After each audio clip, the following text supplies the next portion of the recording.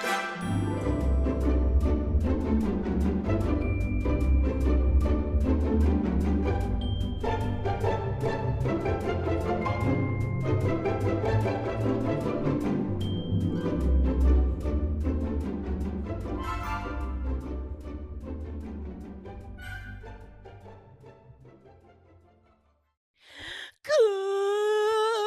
rider, a cool rider.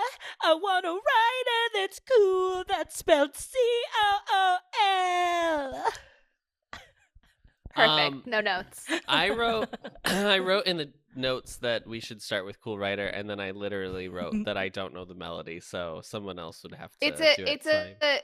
There's like a underneath. There's like a beat, like a cool rider. Yeah. I need a cool Bum, bum, bum, bum, rider. Yeah. Yeah, it's like a patter song, but where you like hold out the hold out the words really long. But instead of multiple syllables, it's one syllable, just accentuated over there. Multi-syllabic patter song. Yeah. Rider. Molly. How the heck are you, Molly? Molly. Wow. How are you? And you don't need to be honest. You can. No, I'll just lie. It's June 27th, everyone. Some decisions got made recently. Let me tell you a story about my day today. So I had a great day. It was the first day of a new week of camp. Lots of things to do, but I stayed late. There was like a meeting. I was writing some notes, sending some emails to make sure everything's good. I walk out to my car. I was texting my siblings about Harry Potter. And then as I was putting my phone into my car, it kind of started to fall off the seat. And I was like, haha, wouldn't it be funny if my phone like kept tumbling and fell into the street and then fell into the sewer grate that's below my car right now? And guess what happened? So thank goodness I was at my workplace. And I went into the front office and was like, or like the front desk where people greet people. And I was like, hi, this just happened. Can you look up who I call about that? No. So I had to call like 4 different city numbers, but I finally got someone who was like, yeah, there's a crew out that's like near you and they'll be there soon. So I had to wait for like 20 minutes. They came and lifted up the grate because I could like see my phone. I was like, it's in reaching distance. It's just like there's literally metal on top of it. Right. And they rescued my phone, and I'm very grateful to them. Wow. Yeah. So that was a funny thing that happened. You found your cool riders. Too. I found my cool riders, and they were 2 men who work in a giant green city works truck. Perfect. Is your phone fine? My phone is fine. Yeah, it wasn't even a far drop, honestly. It was fine. Also, I like have this little thing on the back, so it keeps like my credit card and my ID in it as well. God. So it's like, yeah, it's going to be very inconvenient if I have to replace can't everything. get that. Thank goodness I had my keys, though, because I was like, well, 1, worst case, I can like go home tonight. And 2, my car was on top of the grate. And so they thought for a second they weren't going to be able to get it out because of the fact that there was a car there. So I had to be like, no, that's my car. I can move the car. Because I think it would have been stuck if the car had stayed parked on top of it. So, yeah. Wow. Yeah. Are you ever going to park in that parking spot ever again? Are you going to Probably. I'm just going to pay more attention to holding my phone. Yeah. It's a good way to pick up men, I think. Or anyone maybe.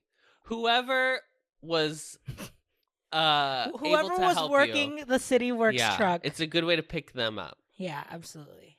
And I'm sure that was your ultimate goal in the whole situation. Yeah. Oh, yeah. I constantly just try to like have a lot of accidents because I feel like that's the best way to try to encounter men in the wild. There's the bimbofication of Molly Matiny.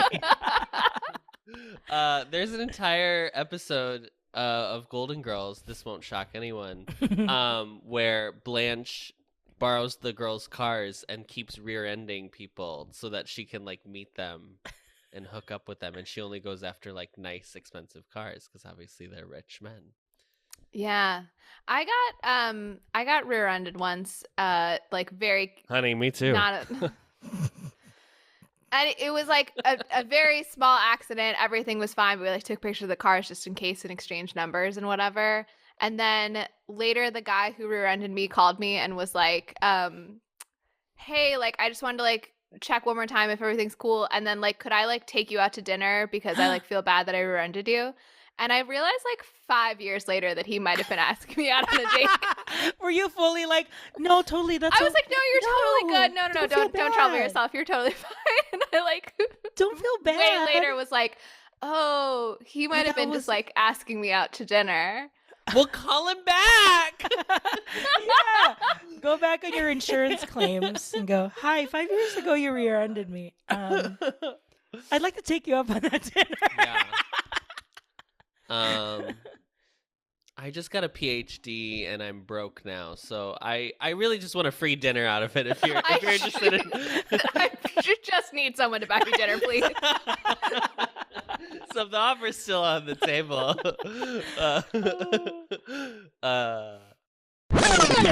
This week I have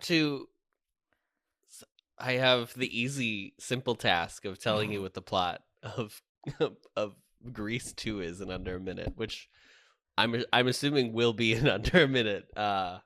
So let's find out. If somebody wants to start the clock. Adam, this is your 1 minute summary of Grease 2, and your time starts now. Grease 2 takes place 2 years after the events of the original film, set in the same school, Rydell High. It centers around Stephanie, the leader of the Pink Ladies, who has recently broken up over the summer with Johnny, the leader of the T-Birds. A new student comes to Rydell from England, Michael Carrington, who is Sandy's cousin. He quickly becomes smitten with Stephanie, but realizes much to his chagrin that she is only interested in cool riders, aka bikers.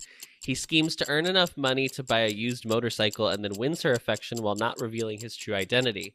Stephanie starts to feel affection toward Michael, however, while also being head over heels for the mysterious biker. However, due to arbitrary rules, she might have to forego her position in the Pink Ladies if she's not dating a T-Bird. After a series of mishaps and many, many, many horny songs, Michael is revealed as a mysterious biker, saves the school luau, joins the T-Birds, and thus is able to be with Stephanie. The movie ends with a ballad.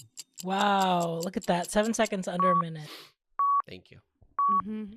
What a jam-packed movie. Just really gotta summary. fit everything in. It was shorter than this earlier, and then I was like, I guess I could add a few more flourishes. I gotta tell you, during this movie, Adam stopped maybe 25 minutes in and said, I have to read the synopsis. I'm completely lost as to where the plot is and what's going on.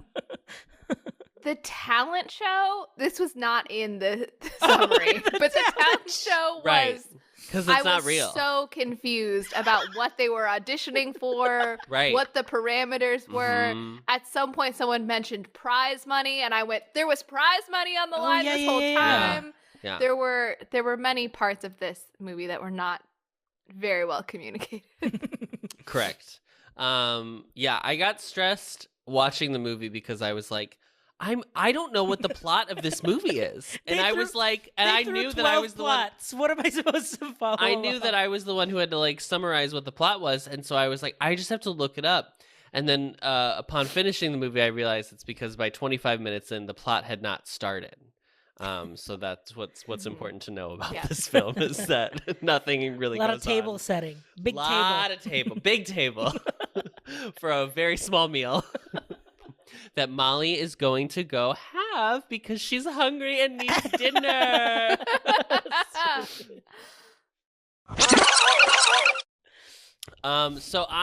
We are gonna do the fastest relationship to the musical we've ever done on Showgays.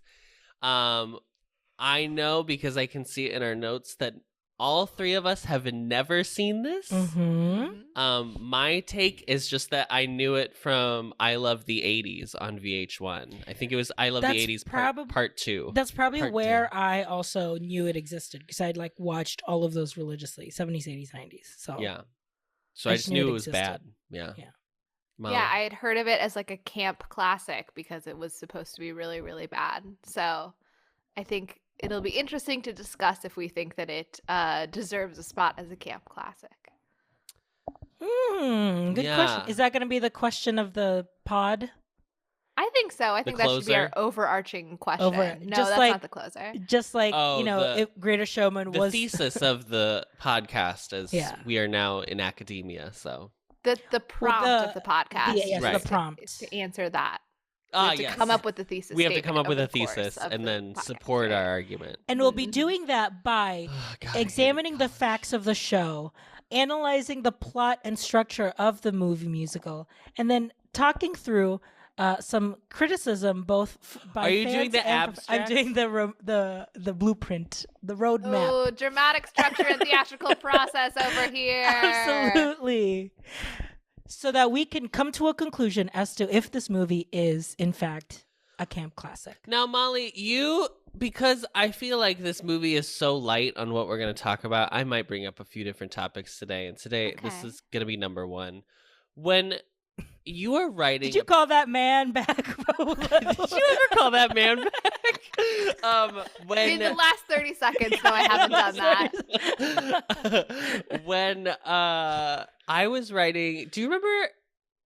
You know writing papers. I do it. I've done it once or twice. Yeah. So there is a thing for those who have never written an official college paper or whatever. There's like a thing called an abstract. And I still, at my old age of 30, having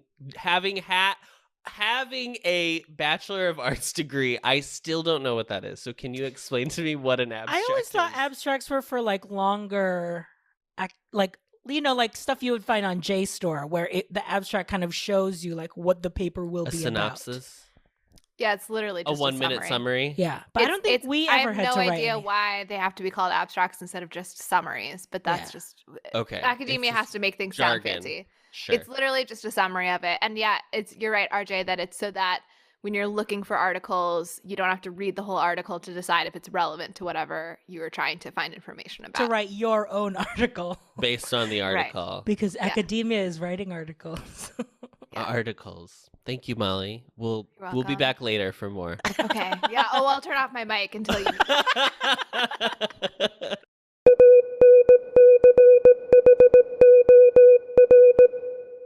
So this movie is directed by Patricia Birch. This is our third female director in a Yay. year. So very exciting. The influence of Molly on the podcast has really turned. brought feminism in. Yeah. Molly, let's go off topic for a moment. Can you explain the waves of feminism one more time for me? We were listening to the Mamma Mia episode and With my mom. with his mom, and I was like, because I don't think I had listened to it yet. I was also listening to that for the first time, and I was like, I wonder if Adam kept all of that conversation. I sure did. And he did. Yeah. Very proud I'm of very you, proud Adam. of you. Thank you so much. What was Nan's assessment of my summary of the waves of feminism as someone who's lived through more of the waves than I have? She didn't comment on it. Oh, okay. But she did. She was like, "Wow, Molly's not going to let you get out from this one." Yes. Anyway, so Patricia Birch directed this movie, and she is the original choreographer of the musical and the first film. Oh. So that is her connection to the choreographer original. to director. And then she obviously choreographed this one as well. Just like Debbie Allen. It is written by Ken Finkelman, who at the same time was writing and directing Airplane 2. It is based on an original work called Grease. I don't know if anyone's familiar with it. By Jim Jacobs and Warren Casey. It is produced by Robert Stigwood and Alan Carr. It stars Max Caulfield as Michael Carrington. I just hate the names in this so much. Okay, Maxwell Caulfield is Michael Carrington. Michelle Pfeiffer is Stephanie Zanoni. Adrian Zemed is Johnny Nagarelli. Yeah. Lorna Luft, aka Judy Garland's daughter and Liza Minnelli's half sister, plays Paula Rebchuk. I did not know until Paulette, I'm watching sorry. this. Did not know until watching this that Judy Garland had any other children other than Liza Minnelli. Oh yeah. Didi Khan returns as Frenchie. Eve Arden plays Principal McGee. I believe this is her last role on screen. She dies shortly later. Sid Caesar reprises his role as Coach Vince Calhoun. Dottie Goodman returns as Secretary Blanche Hoddle. These are all names in the credits, and why? Some of these people have 3 lines in this movie. Okay. Tab Hunter is Mr. Stewart, the substitute teacher, new to the faculty. New to the Grease cinematic universe. And Connie Stevens plays Miss Yvette Mason. Now I'm going to jump ahead real quick and tell RJ because he's the one who cares about this. Miss Yvette Mason was originally supposed to be played by Annette Funicello. Okay, so because when I was reading up Connie Stevens' work, she used to do those movies with Annette, like the the teen beach movies. So it's supposed to be Annette Funicello, but she was, this is great. She was the Skippy peanut butter spokeswoman at the time, and she was contractually obliged and couldn't get out of like whatever they had to film to do a movie. So she couldn't do Grease 2 because she was making peanut butter ads. And who is Annette Funicello? Annette Funicello was one of the original Mouseketeers, and then she was like the original Miley Cyrus. She like had like a little pop career. She was like very famous. She had like a series of films where it was like just her on a beach. Very very like 60s. how Mary-Kate and Ashley like churned out a lot of those like teen movies of the time. Like you could say Annette was kind of like the original. She was the girl from like the 60s. Yeah. But she's great. We love Annette. We have one of her records literally. Molly, I'll show you. Right? There's her head. There's her head right there. Oh, okay. Yeah. She's very cute. We support. At some point we will on this podcast have to do Babes in Toyland, which she does star in. So we'll get to her eventually. Okay. But that's just for RJ because he would appreciate that. Okay, cinematography, Frank Stanley. Edited by John F. Burnett. Music by Louis St. Louis. What a name. Nice. Production company is Paramount Pictures, distributed by Paramount Pictures. Weird that Double wasn't trouble. on Paramount Plus. Yeah, I just How had did you that watch thought. this? Did you watch it on Hulu or I did you rented it on YouTube. Okay. But yeah, that's a shame because I resent that I have to pay for Paramount Plus every time that a new Drag Race season comes on. Right. Yeah. It was released on June 11th, 1982. Its running time is 114 minutes. Its budget was double the original budget of Grease, which was $6 million. So this is like 11.2, so just under 12. And then the total box office was $15.2 million. So Just made enough to cover, taxis and stuff for production, I'm sure. Well, they marketed this movie so crazy because, like, obviously Grease was so massive that they were like, Michelle Pfeiffer and Maxwell Caulfield are the next John Travolta and Olivia Newton-John, and like had like full page ads of them everywhere, even just like when they announced their casting. Like it was which like is crazy because they could have never lived. Even if this movie was good, which it's not, this movie still couldn't have lived up to what Grease was. Because but weren't they already established stars though, like Olivia Newton-John and John Travolta at the time, or no? Was this? I don't think. Was that what I read said that they breakouts? were not. They were unknown, and that Michelle Pfeiffer had a career despite it, but that Maxwell Caulfield, like, feels like this kind of sunk his possibility of having a real career. Yeah. Olivia, I think, was like pop, but she hadn't done, I don't think, any movies or anything big up until Grease. She had just been like a music person. Yeah. And I think wasn't super famous in America. In America too, yeah. And then John, I think, had only done Saturday Night Fever like the year before, but he probably filmed Grease At the same time. maybe. So it kind of just like popped off all at the same moment. But yeah,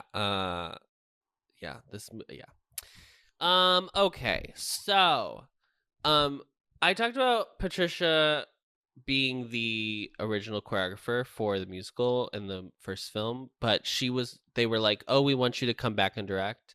And then she was like, "Oh, I can't believe they're doing more music." And they were like, "Oh, they're not making more music. We're hiring somebody new." And also John and Olivia aren't coming back, and also the original screenwriter passed away. So, good luck, girly. Good luck. Thanks for doing it. But she did it. And I will say, I have a lot of feelings about this movie. Not a lot of feelings, to be honest, but I have some feelings about this movie. And I will say that I do not think that her direction is the fault of Yes. this film. Yeah. It does feel like it was like well directed. It just it more matched what the script and like the music and the tone was. Well, let's talk about the script. So the script was not finished by the time they started filming. Oh. So that's fun. They had no idea what the script was going to be. Originally, in the early drafts, it was supposed to be Rizzo and Kaneki at summer school, so that it was gonna like follow them directly after Grease, which makes 100% more sense than whatever the fuck this is. But that did not come to fruition because Stockard Channing by the early 80s had like transitioned to going back to like do theater stuff in New York. So she really was like out of Hollywood at this point.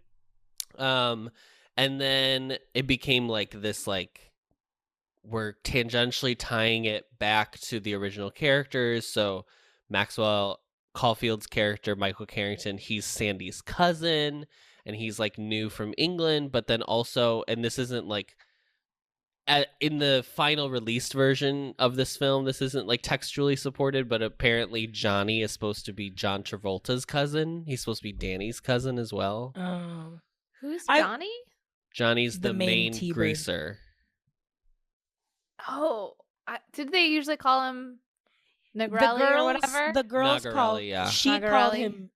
I think Stephanie Stephanie's the only called one who him calls Johnny. him Johnny. Everybody Everyone else else calls called him him Nagarelli. Nagarelli. So that was interesting. And then other things about the script. So I don't know if you noticed, Molly, Frenchie's in this movie, but she is only in like the first half of this film. Yeah. Because at some point they were just like, yeah, we're not actually going to use you for the rest of the film. So you can just like go. So she like has talked about how they were like, they like cut her and they were like, yeah, it's not really working. There's not really a full script. We thought we were going to use you more, blah, blah, blah. And she's like, okay, that's fine. Like she got her, she still got paid. Like she's fine. And then they still put her in the final cut of the film, but she was like, that's why it makes no sense how I just like disappear halfway through the movie. And it's not like in the end when she still is like going to school. Also the fact that Frenchie came back to school to learn chemistry so she could create skincare. Hair care. Kylie Jenner found dead. Absolutely. Here is also my question, and I wasn't willing to rewatch all of Grease to answer this question. No, who But would? like, doesn't she go back to school at the end of Grease? Like, I thought that the point of beauty school dropout was then at the end, he's like, go back to high school, and then she's like in the final song with them. So like, I always took that to imply like she took the angel's advice and she goes back to high school, right? Yeah. I don't remember. Or at least if there's alluded that like anything- alluded that like she dropped out. She left school. She dropped out of beauty school, so naturally it's alluded that she graduates with everyone else. Right. Because at the beginning Yeah. of Grease is like they're all in the reunion together. Yeah, I don't know. I mean, I don't know. I thought the cosmetic chemist thing was like really wild, but then I was like, I guess though you have to get like a high school GED, degree before, yeah. like you presumably need more schooling than that, but like you would need the high school degree first to like get to the next step of it. Yes, it's But very the weird fact- to specialize your high But school. it's very weird how she's like, it's because I want to do cosmetics, so I'm coming back to learn chemistry, and then we like only see her in a chemistry lab, like as if she's like Yes. getting just a chemistry degree. Right, yeah. Yeah. You know those specialized high school diplomas that are like, I had a focus in biology too. Well, yeah, Rydell was a magnet school, school, for yeah. chemistry. Mhm. and She It did skincare, a GCSE in chemistry. Yeah. Brits, tell me if I did that right. Yeah. Her owls and newts, Molly. Is that what we're discussing? This is not becoming a Harry Potter podcast. I won't allow it. Thank God. So also some other fun facts about the script. This was supposed to be the second of 3 sequels that were supposed to happen after Grease. So there's going to be Grease 1, or Grease, I Grease, guess. the prequel, And then of Grease 2. 2, 3, and 4. And it was supposed to like follow the counterculture movement through the 60s was the idea. This movie did not do well, so they scrapped it. I'm imagining now an alternative world where there's like a whole Grease cinematic universe that goes Absolutely. through like the entire 20th century. Absolutely. And it's like Well, Grease Molly- 14 is about 1999. You don't have to imagine too hard because apparently Disney unearthed the Grease 3 like basic script and then used that as the basis for High School Musical. What? Doesn't Yes. it all make sense now? The talent show. Because even when I saw the talent show, I was like, oh, it's like High School Musical. They're going to like fall in love through performing together or whatever. I don't Well, know. first of all, RJ, famously in High School Musical, they are auditioning to be in the High School Musical. Oh. It's not a Pay talent attention. Pay attention. I blacked out. most of Anyway, it. wild. But like none of it is about 60s counterculture. It's just like also No. in a high school is like really the Yeah, only really. Yeah. similarity. The only but- thing I could think is that because now they had done 2 greasers, that I wondered if they were like going to switch because now that the culture was if the idea is that they're following counterculture, but Grease is always following who's the minority in the current culture, that like as they move into like cool like beatniks, that you start to then like you have a movie about the jock or the preps because they're like not as popular as they once were in the like late 50s, early 60s. That's the only reasoning I could come up with. Name for me a time when jocks were not popular. Persecuted in this nation. You know, in the Persecuted. 60s when everybody made fun of jocks and everybody hated the jocks. Yeah. Yeah. Well, I mean, I don't know. I wasn't there. Were you there? Yes. I'll ask my mom her thoughts on jocks in the 60s right after I ask her her thoughts on the waves of feminism. Great. Great. Is that everything I have about the script other than the fact that it's not good? Yeah, that's pretty much it. The movie was originally supposed to be called More Grease, Wow. and then they were like, no, we're going to call it Son of Grease. And then they settled on But no one is someone's kid. They're doesn't make sense. doesn't make sense. And then they settled on Grease 2, but Maxwell Caulfield kept lobbying for them to call it Son of Grease. And they didn't. That makes Maxwell. sense. What are you Maxwell. talking about? Let's talk about Why did they not casting. call it greasier? That's the real Grease? answer. Right. Greased. Greased. But it takes place in Mamma Mia. It's like Alien and Aliens. Yeah, exactly. Grease. Yes, Grease yes. and greased. Greased. Yeah. Or the current act of greases. Greasing. Like, I'm Greasing. Greasing. Greasing. Grease 12. Greasing. Too greased, too furious. Stupid. So for Michael Carrington, it could have been Andy Gibb, who was one of the members of the Bee Gees.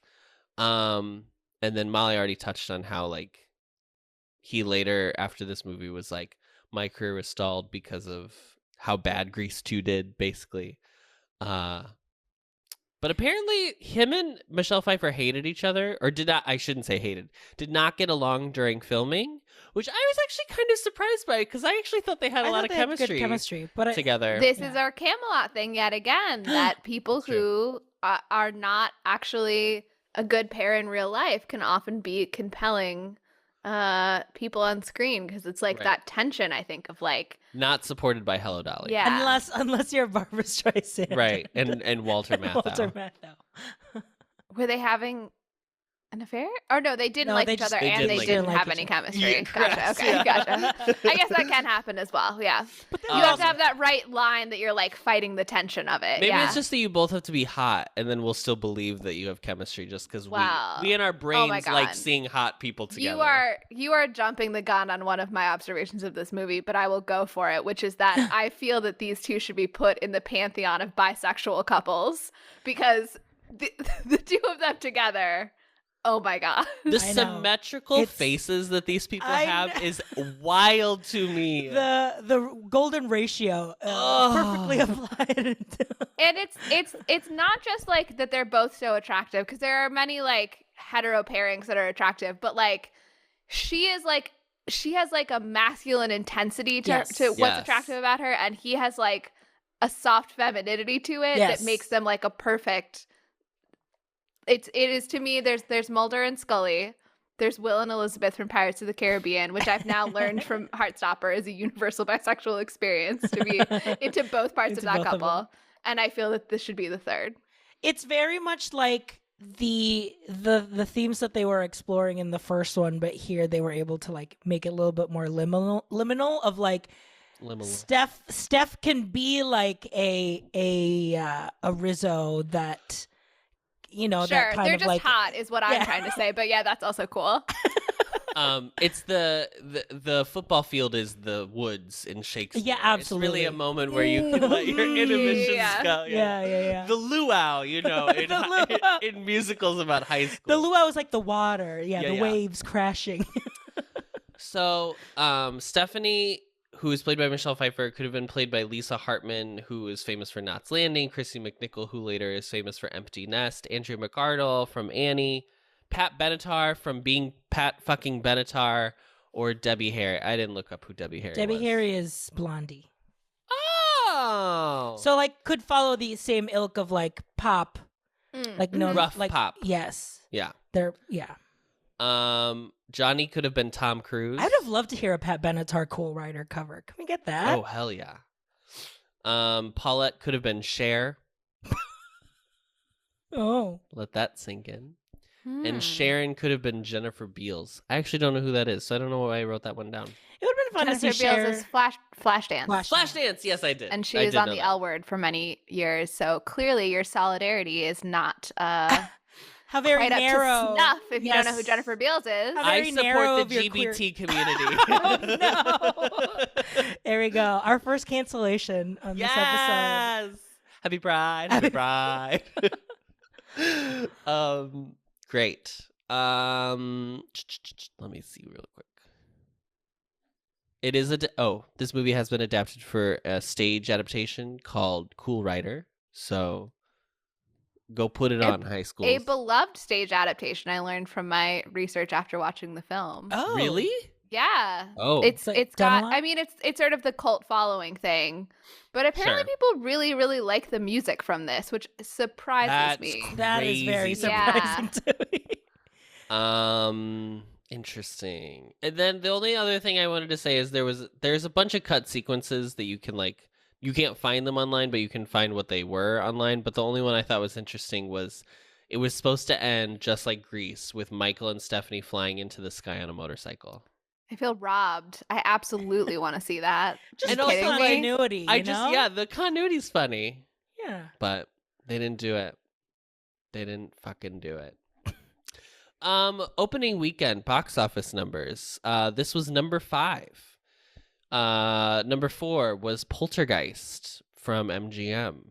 Rocky 3 was number 3. Rocky the 3 was the 3. Star Trek 2 was the 2. And E.T. the Extraterrestrial, also in its opening weekend this weekend, was number Wow. 1. Tough This competition. opened against E.T., E.T.. girl. You know Paramount was like, we are blowing this alien fuck-ass movie out of the water. This little alien in a bicycle. What is this? A What kids is this? movie? Boo. We got Right. this in the bag, Paramount. Steven Spielberg, who did Jaws, he now thinks he's going to do like a light. What is this? We're going to flop. And then they flopped. And then this flopped. They said Steven's in his flop era. We got this in the bag. This bitch. literally had 3 weeks in movie theaters, and then it was out. Wow. That's how fast they were like, it's gotta go. It's Yeah. gotta go, Pull the girl. pads, Trinity. It's done. Ugh. Oh, Well, sinking a Trinity. Well, I guess we should talk about shall we ride in? Cool Rider. Are we in Cool Riders? Cool Riders, make some noise.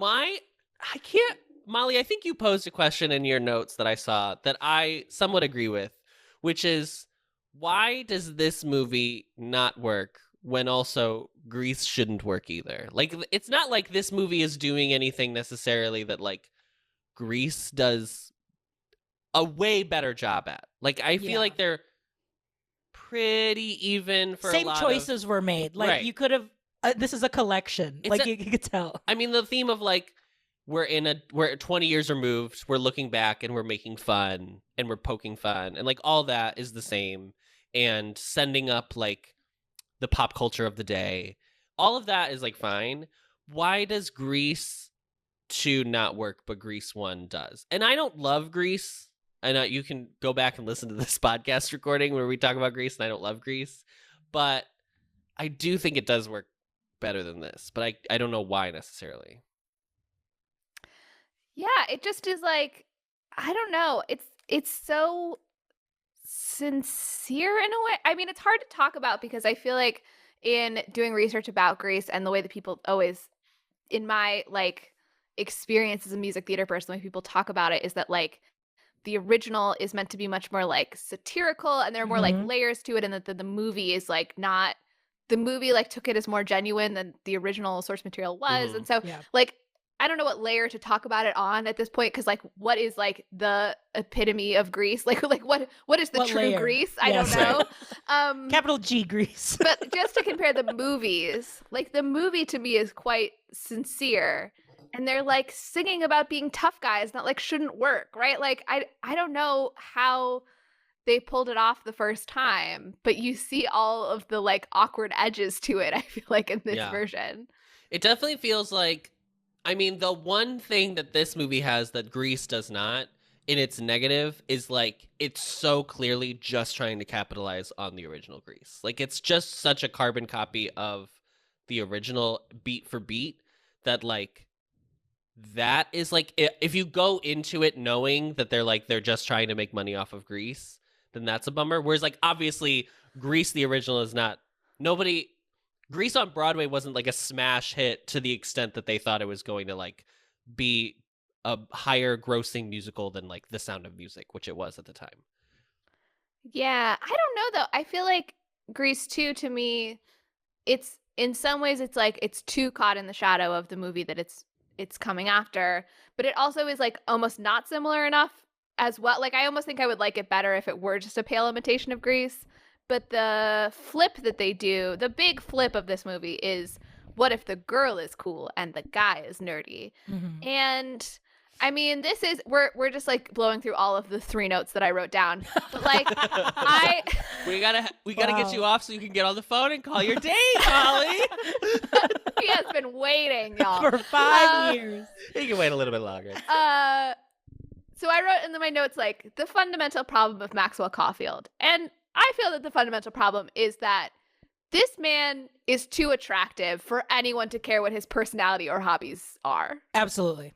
I mean, the concept that she's like, I'm sorry, no, this sweet, sensitive British man is like not doing it for me is ridiculous. It's crazy. Yeah, it's crazy. And like, he's just so physically attractive. And the other girls like Oh, making physically fun of him, or like, oh, what a dork. It just reminds me of like the very 80s movies of like the Ferris Bueller's, the Weird Science of like, we're putting like a geeky hero, but like he's too pretty. But he's pretty and he's like confident. That's the thing. It's not like he's coming in and he's kind of like bumbling, or he doesn't know how to style himself, or like any of those things. He's just like he's very nicely suave British man in like a beautiful cardigan who's just like, excuse me, I'm very interested in taking you out to dinner. And it's like, why would anybody say not? no? I don't know. She's like, you're just not like cool enough for me. And I'm like, truly, what is wrong with you? What are you talking about?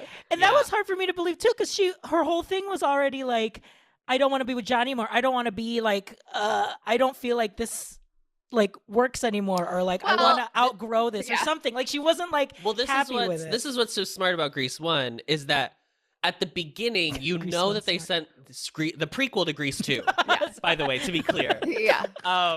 You know that they spent the summer together and they like had a summer fling. Yeah. And then because they're back at school and you have to like stick to your status quo. Status quo. And you have to like be your respectful groups. Olivia Newton-John, just like Maxwell Caulfield, is stunning, gorgeous, giving. She's serving, giving. everything.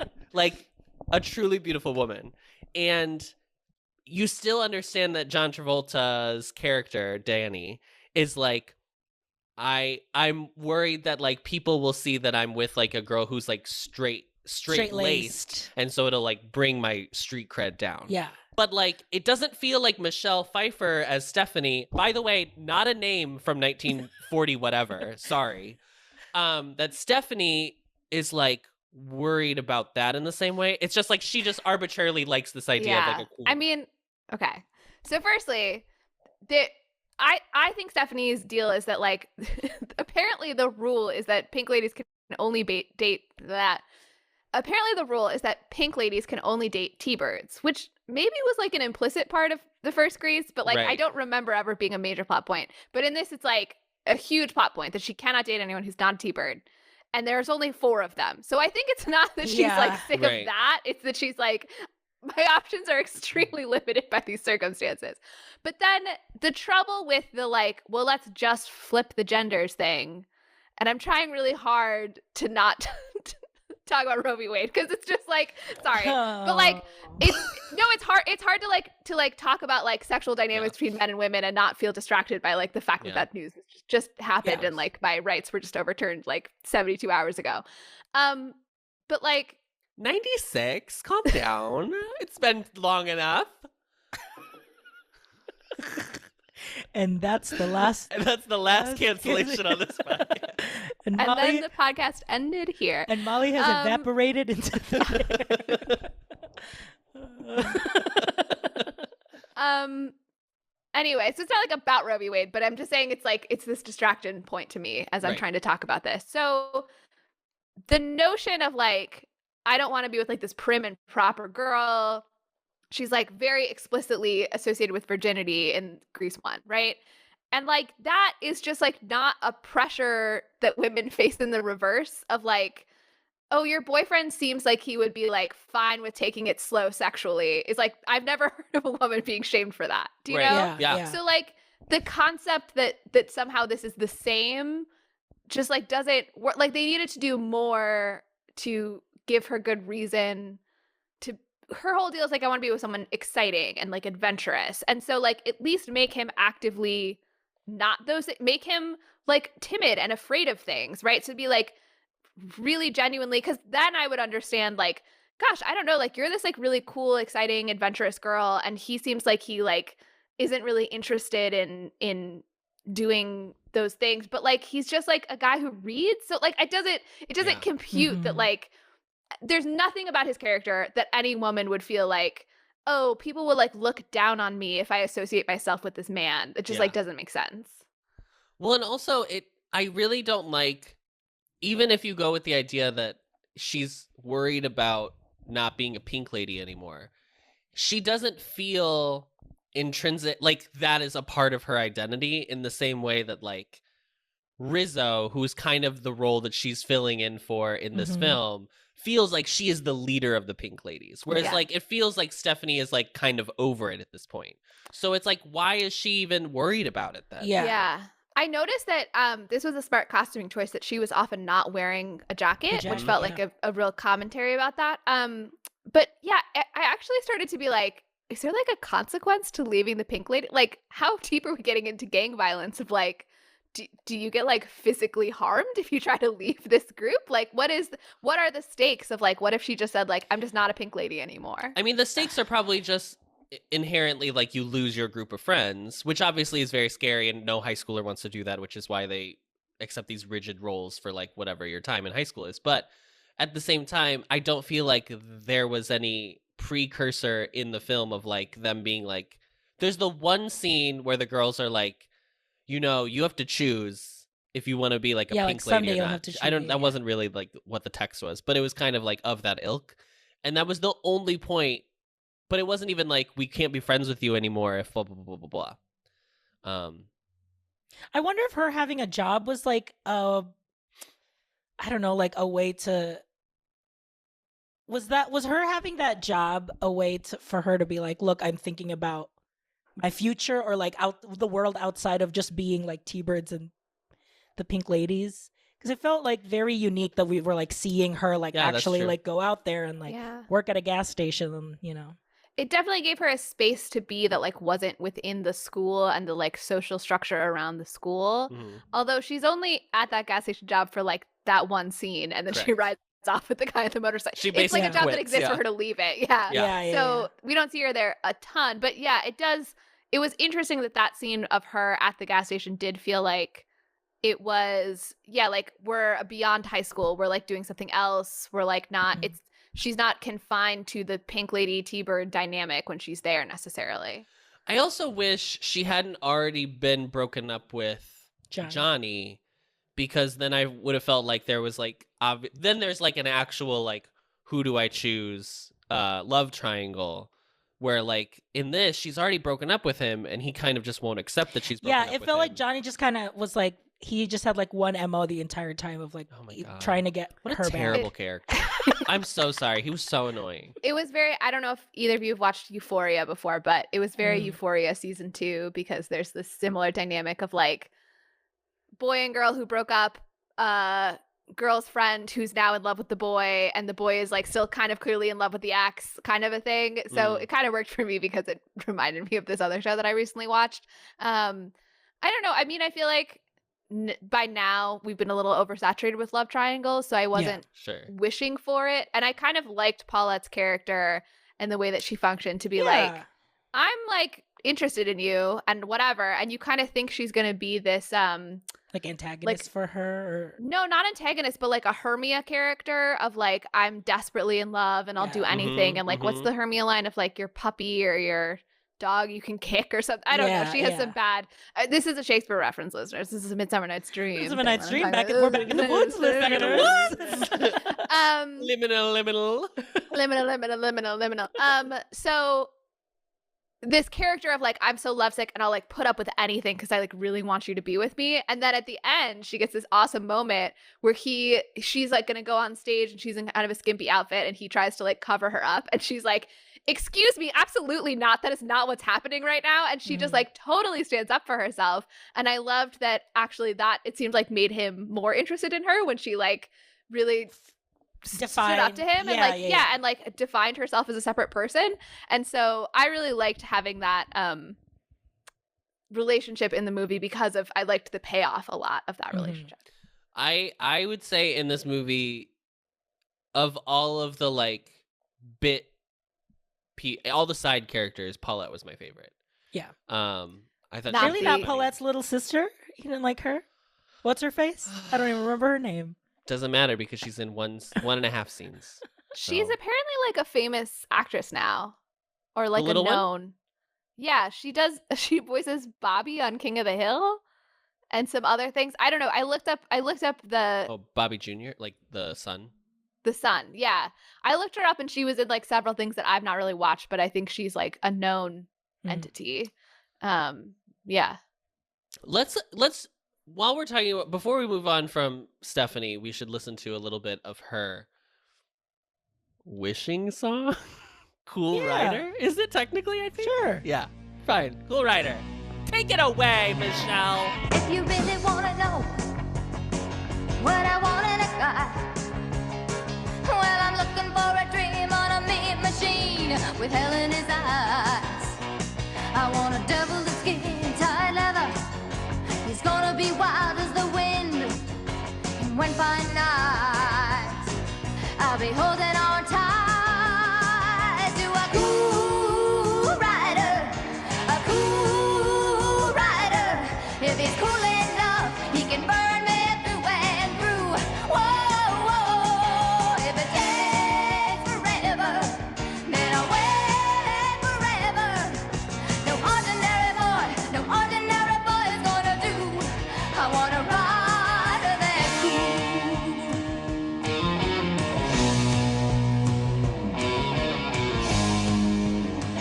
I really ate up the song. I was watching her singing this and I was like, I'm kind of slain by this song. But I this don't is know. an 80s song.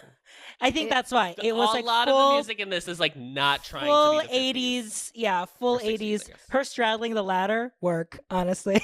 Yeah, and like lowering herself onto the top of it, I was like, this movie's horny. This movie's very horny. This movie, okay, we have to put a pin in it because I want to go back to Cool Rider, but like this movie is somehow hornier and more chaste than the original Grease. Yes. So we have to talk about that. But like Madonna horror complex, Grease 2. I feel that's my Grease 2, thesis. the Madonna horror complex. Yes. So Cool Rider would truly never end in my feel. The song is the same Yes. 3 things that she just says again and again and again. And it trails And off. then- We don't even hear a full finish of the Yes. song. That's where we have to talk about it, honey, because like Honey. Honey. honey. Uh, Because okay, so she sings this song about how she would like a cool rider, and Ostensibly. then she starts to like dance away across the quad. So very she's like flash doing a little dance. shuffle. Yeah. Mhm. But as she shuffles across the quad, people are just walking around. I know. So then you're like, I know. what is Yes. the diegetic nature of this? Yes. I thought this moment? in I this thought moment she did too. Because it started exactly. to look like she genuinely was dancing while other people were walking Yeah. around. Yes. And then Max Caulfield and some other guy start I to like- have a scene where they're like talking about that he's going to do this whole thing where he's going to write papers for them or Yes. whatever. And the song keeps going Playing in the underneath. background. But here's what I need you to understand, listeners, is the instrumental of the song does not keep going. Michelle Pfeiffer continues to softly sing for like, As she's I don't know, a dancing good away. 2 minutes of a scene. So be like, you two have a conversation. Go ahead. Hey, so what did you think I about need you it? to write my paper for, Okay, for well, I- history class. Cool Rider. It's All right. about How much is it gonna cost? Marie Antoinette and Right. King Okay. Louis the 14th. Well, I could do it for about Or $5. 16th, I'm sorry. Cool Rider. Great. I need a I'll meet you. We rider. can't do it here, yeah. We can't do it here. We gotta do it somewhere private. Okay, I'll see you later Oh, tonight. yeah. All Okay. right. Well, we got to need keep a talking until Stephanie's done Stephanie's singing. done. It's so insane. It makes you think as they're doing it. Firstly, it's distracting to you because you're hearing words underneath the Yes. scene. But then also that she's shuffled off and you start going, how far has she gone? She's surely gone miles at this point. She's just continuing on, shuffling, and shuffling, never ending. And you can still hear her, and it's like she's trapped in some sort of a Sisyphean myth here. Like I don't understand. She can't just end the song. It's such a wild choice.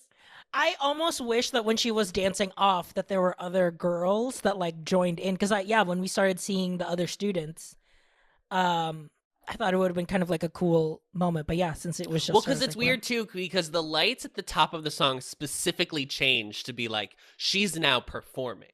Like we're Yes, not in like- the real world anymore. She's like singing. It's to, Chicago. We're still in the stage. Right. She's yeah. singing to Michael, but it's not. This isn't real. But then like it ends, and it's like, oh, it is real. And Yes. also that another way that it's confusing is that the scene that he has about the paper, he like walks out of the building and watches her shuffle across the quad. Yes. And Watching then her- someone comes up and starts having a conversation and he's still like looking at where she just was. And so Right. you're like, so you saw her leave? So like did you see her dance across the quad? Like is So she funny. real to you? I don't understand. We're literally having conversations of like, this is when The people. quad is the liminal space. The quad is the woods. The quad is the woods. Not the football field. We have to talk about how horny and Yeah. weirdly let's do chased that. this movie is. So this movie, in my estimation, if you include Cool Rider as a horny song, which it like, I wouldn't say it mostly is horny, but it's like, it gets there It's at points. It's Yeah. going there, yeah. There are 5 songs that are about like, I want to get dicked down. And they are as follows. Score Tonight. No, that one's about bowling. I don't think that's what it's about. I didn't It's catch about any bowling. I didn't Innuendo. catch that. There were No. nuns playing bowling. I don't think it was. There were nuns playing bowling, and that's how you knew this movie was camp. That was the moment where I was Yeah, like, yeah, see, yeah. this movie knows. They know. Score Tonight, Reproduction, which is literally... No, I think that was just about I biology think it was just of about like flowers, right? Stigmata? No. Stigmata. Oh, Wait, no, what's it? swing and a Damon? miss. Damon. Stamens? Damon? I don't remember. I don't know anything about biology. Do It for Our Country. Well, that was just about the draft, you know. About the draft. And Prowlin, which I included as a horny song. Yeah. Yes. Moving in the horny direction for sure as well. For sure. Any others that you guys think were horny in this film? I mean, well, the Girl for All Seasons is like, it's about objectifying women. So I guess you could argue that that's Yeah, but that's musical also theater. talking about horniness in some way. That's but folly. That's follies, that's Molly. simply folly. That's just a folly. The other songs, in case you need a Yeah. reminder, We'll Be Together is the last song of the movie. A great successor to We Go Together. Yeah, that was painful. Rockahula Luau, Summer is Coming. Totally unproblematic. Sure that RJ, you loved that, right? As a Here's Pacific what I Islander, will say, you I was all like- about it. The 60s did have a weird time where it was like very obsessed with like Hawaiian / Polynesian Yes. just imagery. Tiki bars across so it did America. check out in that way, where I was like, But I was just like watching it now. I'm like, this is so bad. stupid. Love Will Turn Back the Hands of Time, which is the duet between Stephanie and Michael. Dead Michael, I'm sorry. Girl for All Seasons, The folly. Folly. Charades, which is what? Which song was that? Did they play Charades- charades at some point in this? No, movie? Charades was Michael's song when he was like in the lunchroom. yeah, his It was, like- song. It starts with him like it's playing in the Voiceover. His background. lament. And Yeah. then it turns into him singing. it. Charades. Oh, I'm sorry, I forgot to read the parenthetical. Michael's Lament. I just watched Jenny Nicholson just made a video about a Canadian church that does Easter. I have to watch this. Yeah. And there's a part she talks about the post-crucifixion lament, and so that's in my brain right now. Oh my god. By who? The apostles? Just everyone that Well, was it there? depends on what movie they're parodying for this Yes. Easter play. Wow, RJ. our Patreon episode. Musical. Musical. Who's that guy? Which is just about figuring out. It's who, when, yeah. who Which the- I who first who thought the was a writer cool writer reprise because it sounded we like it. have to talk about that song eventually. It's not horny. Well, maybe a little, but it's but we just have to talk about it. So It's by yeah. Curious. It's by Curious. Bike. definitely. Bike. You're It's Curious. by Curious for sure. A song called Brad. Do we all remember Brad? Nope. Wait. Brad is the song that the twins sing in the audition. And it just kind of plays in the background. Yes, yeah. Those twins, I made a joke about this to RJ. Do you remember what my joke was? Mhm. You said, they just said, put Patty Simcox, but make them two. Yes, but I Just also said something else. I said, they're like Noreen and Doreen from Hairspray. Their names are Noreen and Doreen. Oh. The characters? So the Hairspray Noreen Doreen is a reference to Grease 2. 2. Wow. We love to see it. That's cool. And then the other one is Back to School Again, which is not really horny. It's more Yeah. long than anything else. Just I long. think More actually, ruckus. yeah, the cheerleaders are an interesting example of the horny chase movie because it's so funny to see a thing where like the cheerleaders are like the straight-laced nerdy Yeah. girls that the teachers really like. And I was trying to figure out, was that like a subversion at the time, or were we like too early to have the trope of the cheerleaders are the sexualized, popular, like everybody wants them I characters? wonder if it is too early. Yeah. Because we still had such a strong presence of like greasers as like, those are the bad boys, the outcasts. Yeah, when This is when the cheerleaders were oppressed, as Adam was saying. Absolutely. Yeah, yeah. When did the Absolutely. cheerleader skirts go from being like knee length to being like mini skirts? I feel like that's probably Yeah. when the switch happened. My feminism textbook kind of skipped over that one, unfortunately. So I don't There's have no it. chapter on cheerleaders? that was the feminism 2.5 wave. I think that was when that was. It was right in the okay, yeah. middle. Right in the middle. It's a 3.15. 3.14159. 3.14. Yeah, I was trying to make a pie joke and I made it wrong. Sorry. You were 0.0001 off. Okay, great. I would say reproduction is clearly the horniest, right? Because that had. It's so clearly horny. Wait, It's I so have a clear- question. Yeah. Okay, this movie. Why are the lyrics the way they are? I don't know. Why are all the songs bad? Is my first question. My second question is, How dare you? Yeah.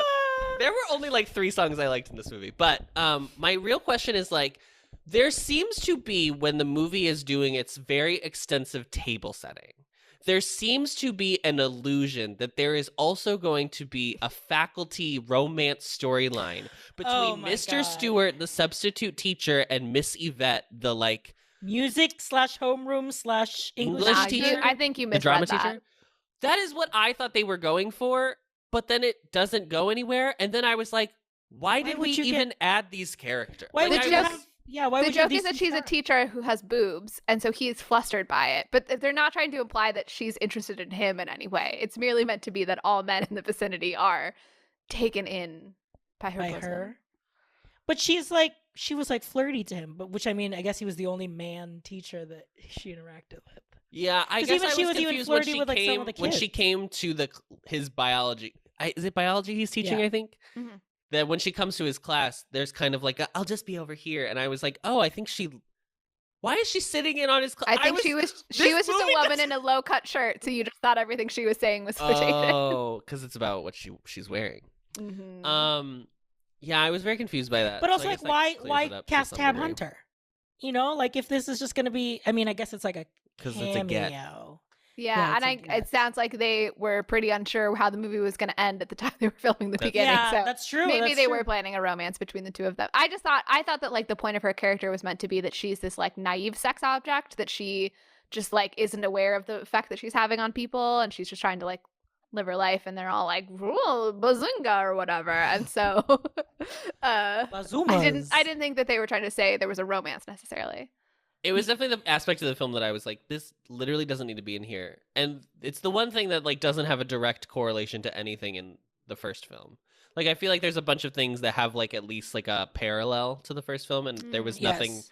There's The no teacher, the faculty were romance. just kind of like, I don't know. They were just there to place- do double takes in the first movie. Yeah. Yeah. I guess that it's a little bit like the like radio announcer that the one pink lady tries to get with at the hand jive dance. Yes, sure. Vince Fontaine and Yeah, just in the like I don't know, older characters being in romantic situation sense. in spaces. you should play Yeah. a little bit of reproduction though. Let's play Yeah. a little bit of reproduction. A song that exists. Reproduction. Put your pollen tube to work. Reproduction. Reproduction. Make my stamen go berserk. Reproduction. I don't think they even know what a pistol is. I got your pistol right here. This was the song where I was like, well, I mean, I guess I had this feeling already on Score Tonight, but this song made me just be like, this sounds like a pair. If someone were like, hey, we're doing a Fringe show, we're parodying Grease. And one of the songs is, we got to talk about sex in a science class. Because the lyrics are literally like, you gotta know where the stamen is. You gotta know the curve of the nectar, or like But the trouble with the song, I think, I mean, it's so much because they just did the scoring bowling song, and so then you're like, oh, we're doing more of that and more explicitly, and so like it's a song about innuendo, but it's called reproduction. Like there's not enough innuendo in the song. Is the trouble with it, that they're just like, this is a song about how sex works. This is a description of sex, and so you're sort of like, great, I guess. What's the joke? What's the joke? Where are the jokes? I This mean, is what Louis St. Louis writing this song is Alyssa Edwards writing her like monologue like, I can't. I can't. no, I can't. Oh, no, I can't. And they're I all can't like, do it. enough. Oh, I can't. Such a stupid reference. I keep hearing, oh, Oh my gosh. ooh, oh. Oh, no, I can't. Oh my gosh, I can't do it. I'm gonna have to rewrite it. I just think, but while I'm telling you that I didn't like the song in the moment, I'm realizing that I can sing it to you right now, and it might be the only song that I think I actually learned. Reproduction, da, da, yeah. da. There's like an actual catchy tune to it, and at first I was Sure. like, none of this, but now it's actually like, it's kind of worming its way into It's my a brain. bop. Yeah, It's a little bit of a bop. I do love a, like a call and response type song, especially because this is the Summer Lovin', it's like the boys and the girls are singing Right. their parts. Yes, I did notice that it's the only one that has, I felt like Summer Nights. the summer lovin'. It's Summer Lovin'? Yeah. Summer lovin', have me up. But I thought the song was called Summer Night. It ends on Summer Nights, but I think it's called. Well, No, Wow. I Let's thought go I to knew which Google. one, but now I'm afraid to take a stance. Summer Nights. Wow. Wow. Yeah, I was Summer Nights. I played duty in Greece in high school. I played Wow. Eugene. Congratulations. Anyway, so now that you've pointed that out, now I don't like it as much anymore, again, because Summer Nights is such a better song. But it's interesting as well with the musical's not sure, I think, what it's trying to say about women and sex, because even in reproduction, there's a lot of like weird back and forth of like some of the lines are like the girls being like, ooh, boys, they're like trying to get in our space and I don't like it. And then some of the lines are like, yes, I am also very sex positive as a woman. And it's like they can't make up their mind of like, is this a song about like men pursuing women sexually, or is it a song about both sexes enjoying sex? It was like very odd to me. Well, one of the critics reviews that I read talked about how it was like in the 2 years that happened from like Grease to Grease 2, it seems like this movie tries to give the female characters more agency and more like opportunities to say no. There was a wave of feminism in those 2 years, I think. The 1959 to 1961 wave. I Good remember vintage. The Yeah. Sandy to Stephanie wave of feminism. Absolutely. Notes of cardamom. But I thought that was interesting. I didn't really notice it while I was watching the film, but I guess in retrospect, I guess that a little bit makes sense. Because, like, it does seem like, even if it's not sexual agency necessarily, it does seem like this movie gives almost all the female characters an opportunity to say no to the men that they are referencing. Whereas, like, That's Grease true. 1 specifically doesn't do that. It's really, like, Rizzo's the only one who says, Yeah. Rizzo and Sandy, when she, like, tells Danny not to grab Well, her Rizzo says boob. no, but then I mean her plot line is about an unintended pregnancy, so it's sort of Right. it's not that she was like coerced into that, but obviously it's like there's a consequences out of her control that happens because of it. Right.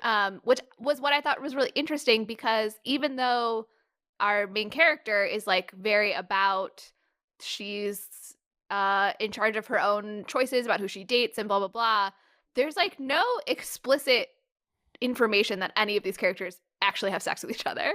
Whereas Right. in Yeah. Grease, that's like very much clear. I mean, you can't really have the Rizzo plotline and be like, but maybe they were just kissing. Like, so Yeah, what did they make it for your school? They just didn't say that she was pregnant. There was a series of tableaus of everyone whispering to each other like this. And it was like, Rizzo, are you? And then she storms off the basement. gotcha. Yeah. Yeah, so that was what was funny, was that there was like much more explicit songs about sex, but then no actual, I mean, not there's like a depiction like pornography in Grease, Well, but like they almost did. but there's like you can't, you have to understand that sex is happening in order for Grease to make sense plot wise. Yeah. But it could be just totally taken out in some ways from this. It's not part of the plot of the second one. Yeah, it felt like the only person that really had a plot, not a good one, but like, oh my God, I don't even remember their names. Sharon and DiMaggio, DeFranco, or It doesn't matter. Sharon. the ones who end up singing "Do It for Our Country," where his thing was like, I haven't gone all the way with her because she's a virgin or whatever, and we can't really be like a real couple unless we do that or whatever. But there's no indication that the other two T-birds are like having sex all the time, or even like, I mean, it's like the very general jokes of like Yes. men pressuring each other to have sex, but there's never like a reference to like this is we have sex with everyone. confirmed, Yeah. like this is actually the thing that's happening in this relationship. Yeah. It's a lot of like, oh, she really like knows how to do it or whatever, but that like to me doesn't mean anything because I know that men posture to each other. Yeah. Yeah. I didn't love the song "Do It for Our Country," and by that I mean, song aside, I didn't love. It's bad, right? It was weird to do a song about it. I understand doing a bit of like, oh, they're gonna pretend that the nuclear war. Also, that is happening. That there's the nuclear war will happen, so we gotta like do it now for our country before I get drafted away. I didn't expect a song. I thought it was just gonna be like a bit, Like a quick scene. like a quick scene, and then they catch the two other guys with the siren, and then she storms off. But I was like, oh, you're actually like singing, and then you're doing this like nurse and soldier like reference. I was like, oh, girl, like this could have been cut and. I love the inclusion of a bomb shelter in a film. Yeah, so random that Michael lives in a bomb shelter. not really explain Yeah. that, like, where is he living? Is this Sandy's family's Wait, bomb what are you shelter? talking about? Michael lives in a bomb shelter. When he is doing the- writing the papers, Michael lives Uh-huh. in that bomb shelter. What? Yes. That's where he lived. Because that's how That's he how they finds find out about the bomb shelter and how it's like secluded, basically. And because they comment on it, and he's like, "Yeah, I can get a lot of work done because it's quiet in here." So the implication is that he moved to the U.S. from England and like doesn't have a place to live That's or why I was like like, family is to this stay with? Sandy's family? I mean, I Like, will I say don't I know. do like that they, just like Grease 1, you don't know anything about Any adults, parents. families and Parents don't parents. Yeah. exist. They're an Yeah. arbitrary thought, basically. So I did like that they kept that the same. But yeah, I don't.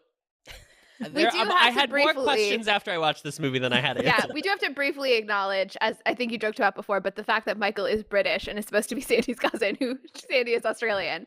And of course, you could have a cousin that lives in a different country from you, but like, you probably need a line that says like, "You're Sandy's cousin from England" or something to like, or like, Yeah, it did- something to put a hat on the fact that like, but you're from a different country, and Americans are smart enough to know the difference between Australia It and the felt UK. like they all just assumed that people thought Sandy was British that entire movie or whatever, or Yeah. Denny. they're like, oh, they can just assume that that's a British accent, so that's why they're like, we'll just do a British man.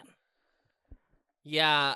I speaking of set pieces, which this movie has a lot of, like, this number is about, like, has this thing with it. Score Tonight Oh, is an ode to bowling. And I think it's important for bowling culture to have, an anthem. yes, an anthem. This is me from Greatest Showman. Mhm. Finally, a song that speaks to bowlers. Yeah. Adam used to be a bowler. Years before we got Alley Cat Strike on Oh, Disney Disney Channel. DCOM. Adam is a former We had bowler. Score Tonight. Did you relate to Score Tonight? I was a former bowler. I was not a bowler like in high school or anything, but I did have my own bowling ball in my own little bag. It was giving Scooby Doo because it had Scooby Doo on it. And it was like purple and orange because of course it was. Mystery Van. Yeah. Yeah. I will say, if we're going to talk about, the rules of bowling, which I think is really what we're here to talk about on this podcast called Showgays, we're here to talk about sports rules. Mhm. You don't go halfway down the lane and then chuck your ball. I will say that. That's not how it works. This can't be the complaint you have about this movie of all the No, things. it's not. It was very funny. He was like, "Do it for your country." It was weird, but it's fine. But I will stand my ground on Yeah. standing on bowling lanes. No, I actually I didn't have a problem with the song because I thought this song was swung.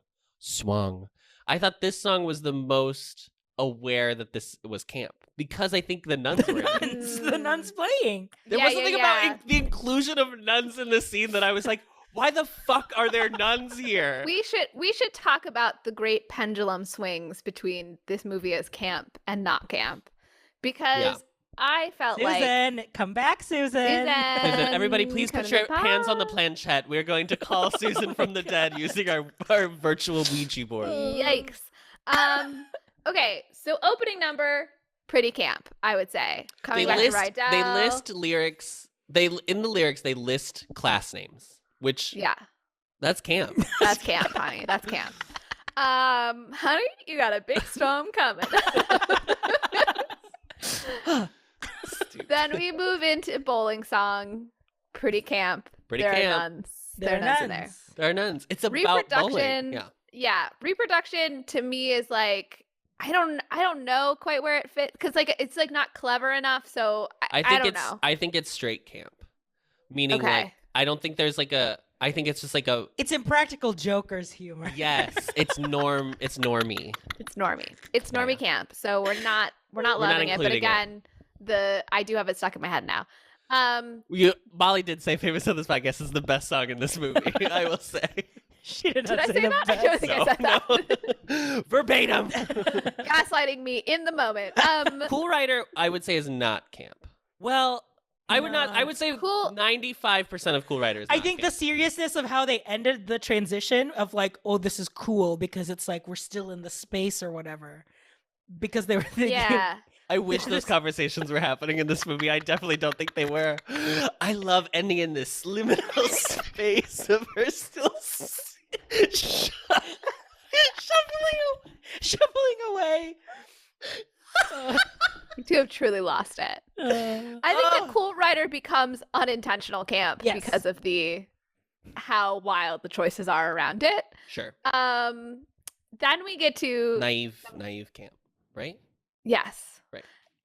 Then we get to the motorcycle the Who's That Who's That Guy Guy? song. Oh. And in order to discuss this, I would like Adam and RJ for you to follow the YouTube link that I've put in the notes. Oh. Wow. It's that one.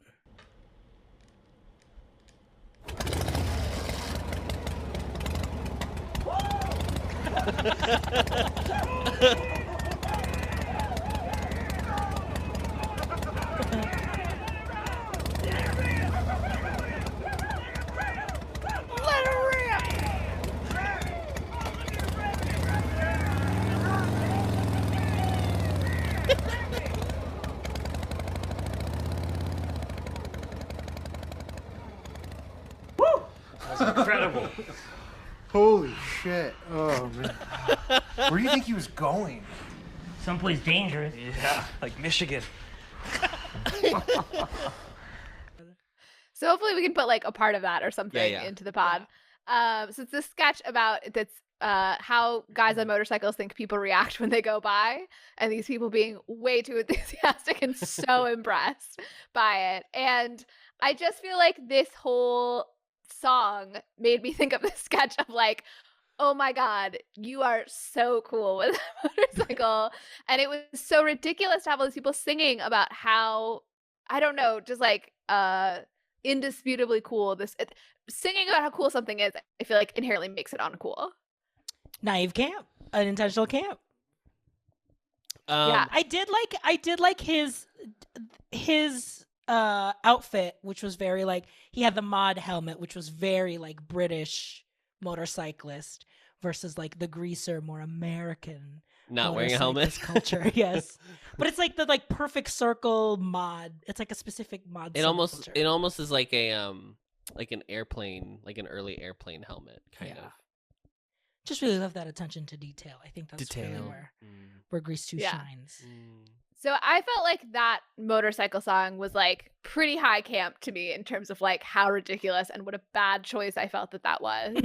I feel like also in any after school special version of this, it's like the kid saves all of his money to buy the motorcycle and then he gets it and then everyone's like not actually impressed. Like that's like the story of how your childhood usually goes. If you're like convinced I'm gonna get this one thing and then I'll be cool, and then it never works. Yeah. But he like not only gets enough money to buy a motorcycle, becomes extremely good at riding motorcycles. He's like constantly doing like jumps that are really Full- dangerous and hard to do. Evil Knievel. Like Evil Knievel, full Karate Kid sequence of him like training to be a to be like Montage. yes.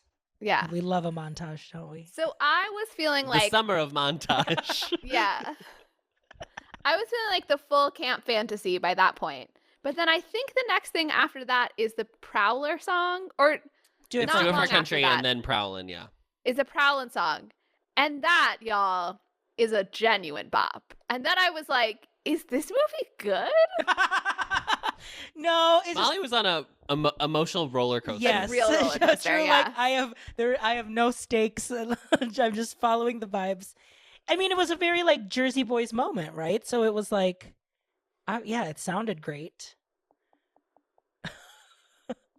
I was just very scared that they were like, okay, what is this? I was scared they were gonna like, because we just did do it for our country. I was like, are they gonna go to like a whorehouse? Like what is going on? So I was very it did happy. very much seem like yeah, because they do this whole song that's like, haha, tricking a girl into sex, and then it doesn't work, and then he, you know how funny that is.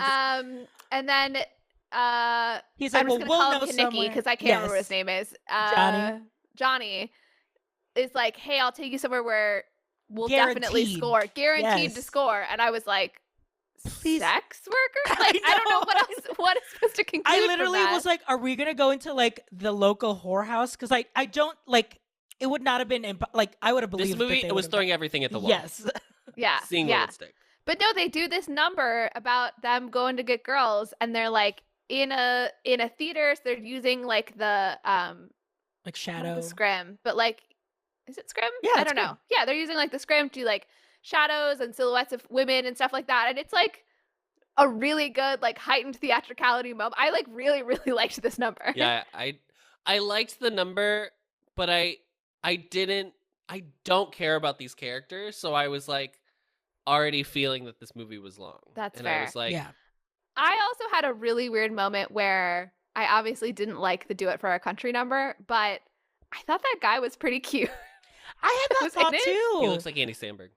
I had He that thought does look like too. Andy Samberg. I was like, he's Yeah. actually out of all of them, he would be the one that I would be like most attracted to. Yeah, he's gay in real life, just so you guys know. So Work, there's my sway, present for work, you. pride. Work, yes, happy Pride. Shout out to the gays.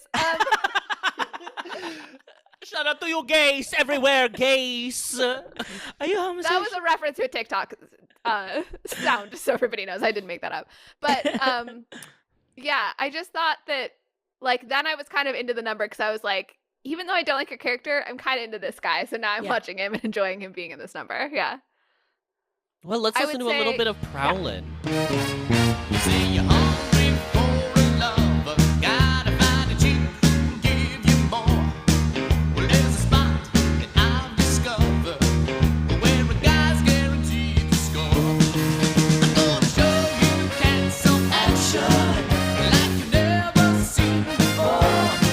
We're gonna get some satisfaction down at the grocery store.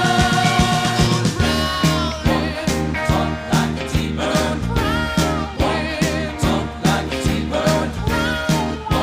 Talk like a T-bird tonight. I Ollie, was don't you ever interrupt me. Oh, I just wanted to say. No, you're good. No, I wanted to say I thought Maxwell Caulfield, obviously, up here, and then in terms of the men in this movie, and then there was that other T-Bird guy that's in those Let's Do It for Our Country. And those were the two men that I thought were attractive. Mm. I mean, the three like singers, the trio were all cute, The cute prep- little the preppy prep boys. tones? Yeah. Well, one of them was the bad guy from Flubber, so I can't see him as anything except Which for that one? character. Which one? The tall one. because one of them was in. Because one of them is in A Chorus Line, the movie. Oh. Yes. I don't know. His name is something extremely generic. It's like Thomas Johnson or something that's like very not I don't think it but was him. you though. don't know you don't know him from Flubber? I don't understand that. Wasn't the Like the Seven 90s, movie like- that shaped everyone's experience of Hollywood? like the Robbie Williams flubber. Was there a '60s flubber? Was there an original? Yeah, no, Robin Williams. Christopher McDonald. Hmm. The original Flubber is called The Absent-Minded Professor. Ah. Okay. Okay, Wikipedia.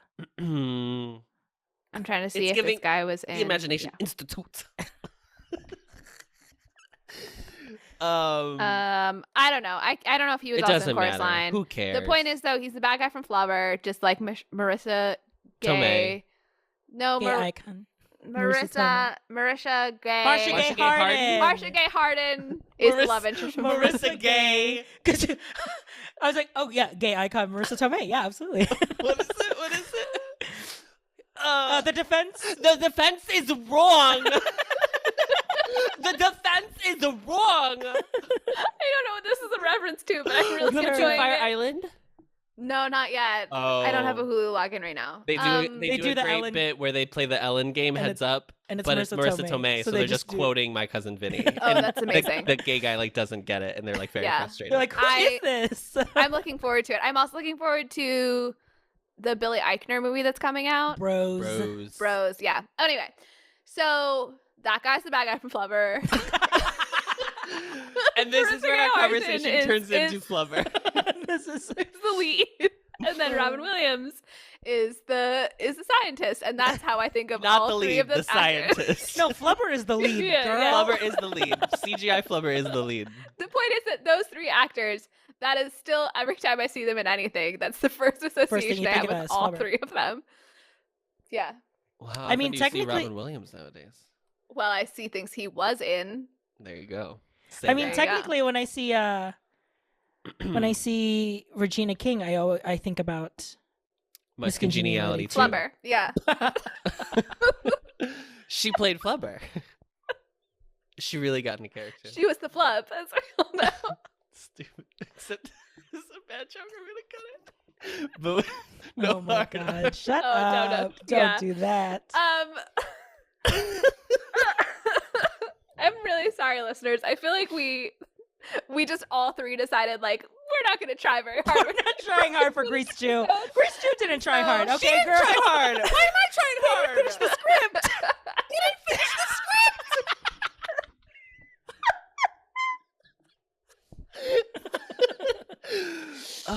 Oh, let's not forget Molly dropped her phone in the steward today, so we're truly getting her at her most vulnerable. Yeah. It's so hot in my apartment right now. There's just like a lot going on. And I also want to point out that I wasn't on the podcast when we did Grease 1. And so this is such a weird experience that I was like, let me sit down and watch the seminal classic Grease 2, and I'll never give my thoughts on the first. I will say I was thinking about it today because I have thought about like there are probably movies that I would like to have Molly like weigh in on in this new format of how we do like a structured Redux, version revisited. of Showgaze. Yeah. And I will say I was like I think Grease would be a good one to like actually because Yeah. I think there's got to be tons of academia about like Grease. I don't know if there's tons. I read one article on the original Grease because I just found a couple essays on Grease 2. I found a couple essays on Grease 2 Get into that were the just Greek people 2. being like, Grease 2 is actually better, and here's me defending my point. And that was like fun to read, but there wasn't Sure. really an argument. But I read an article that was all about like how Grease is this rock and roll musical and how rock and roll was different from other art forms because, well, one, because of its like acknowledgement of sex existing, but also that it was like the first genre that was for teenagers. It's like a distinctive class of people that would listen to music that was different from what their parents were listening to. That Right. before that time, it was very much that like the expectation would be that anything you were listening to is like what your family was listening. Like there's no like distinction between a teenager and a parent in terms of music, and that rock and roll was the first like actually for teenagers specifically genre. But none of that seems relevant to this, and I don't feel like engaging my brain anymore at this time of night. So that's as much as I'm going to tell y'all, listeners. I'll link it in the notes if you want to look it up yourself. I really don't want to talk about anything else in terms of song-wise or really movie-wise. But I will. Oh, I do. This was actually where I was trying to go with my recounting of all the numbers. a flubber. The It plot was of flubber. not the flubber thing. No, I wanted to say the Prowling song up through like them thinking that maybe Michael died. This is probably so wild for other people who haven't watched this They're movie. like, what? So they do this Prowling thing, and then there's like the talent show. I don't remember all the plots that happen, but the point is that at one point the T-Birds are like chasing Michael, him and down. he does a jump, and they think he's fallen into a chasm, and they think he's dead. And I was like, I was like kind of affected by that. I was like, oh, this is very sad. That it Serious, seems like yeah. I thought he probably wasn't turn. going to be dead, but I was like, Oh, I care about the read emotions. the Wikipedia plot summary, so I knew. It was Oh, okay. But I was like caring about the emotions of the people in the scene, right? And so there was like a moment in like 3/4 to like the 3/4 part of the movie. Do you know what I'm, Yes. the third quarter of the movie. Mhm. I was like, maybe this is actually a good movie. And then we got to the Follies number.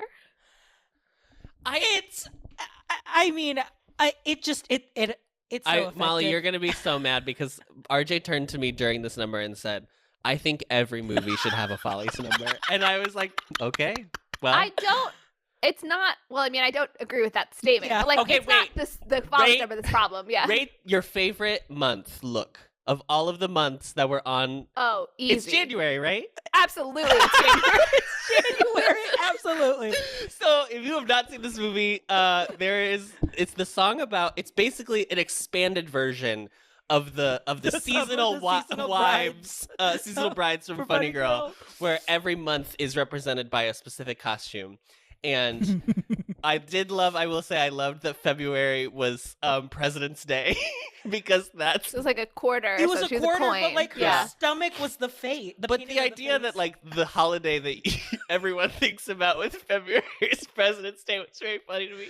Anyway, January was what are those called? They're not wine flutes, but they're like it's or like the champagne. champagne- It's like the stout- the squat Yeah, ones. an old Yes, the fashioned old champagne glass champagne where glass. it's wide. Yeah. Gatsby. Gatsby champagne. Yeah. And she's standing. The dress is the flute, and then Her legs are technically there's the like flute. her legs are in the flute, but there's like fake legs over the side of the edge of the cup, and it looks like she's like just like sitting and shimmying.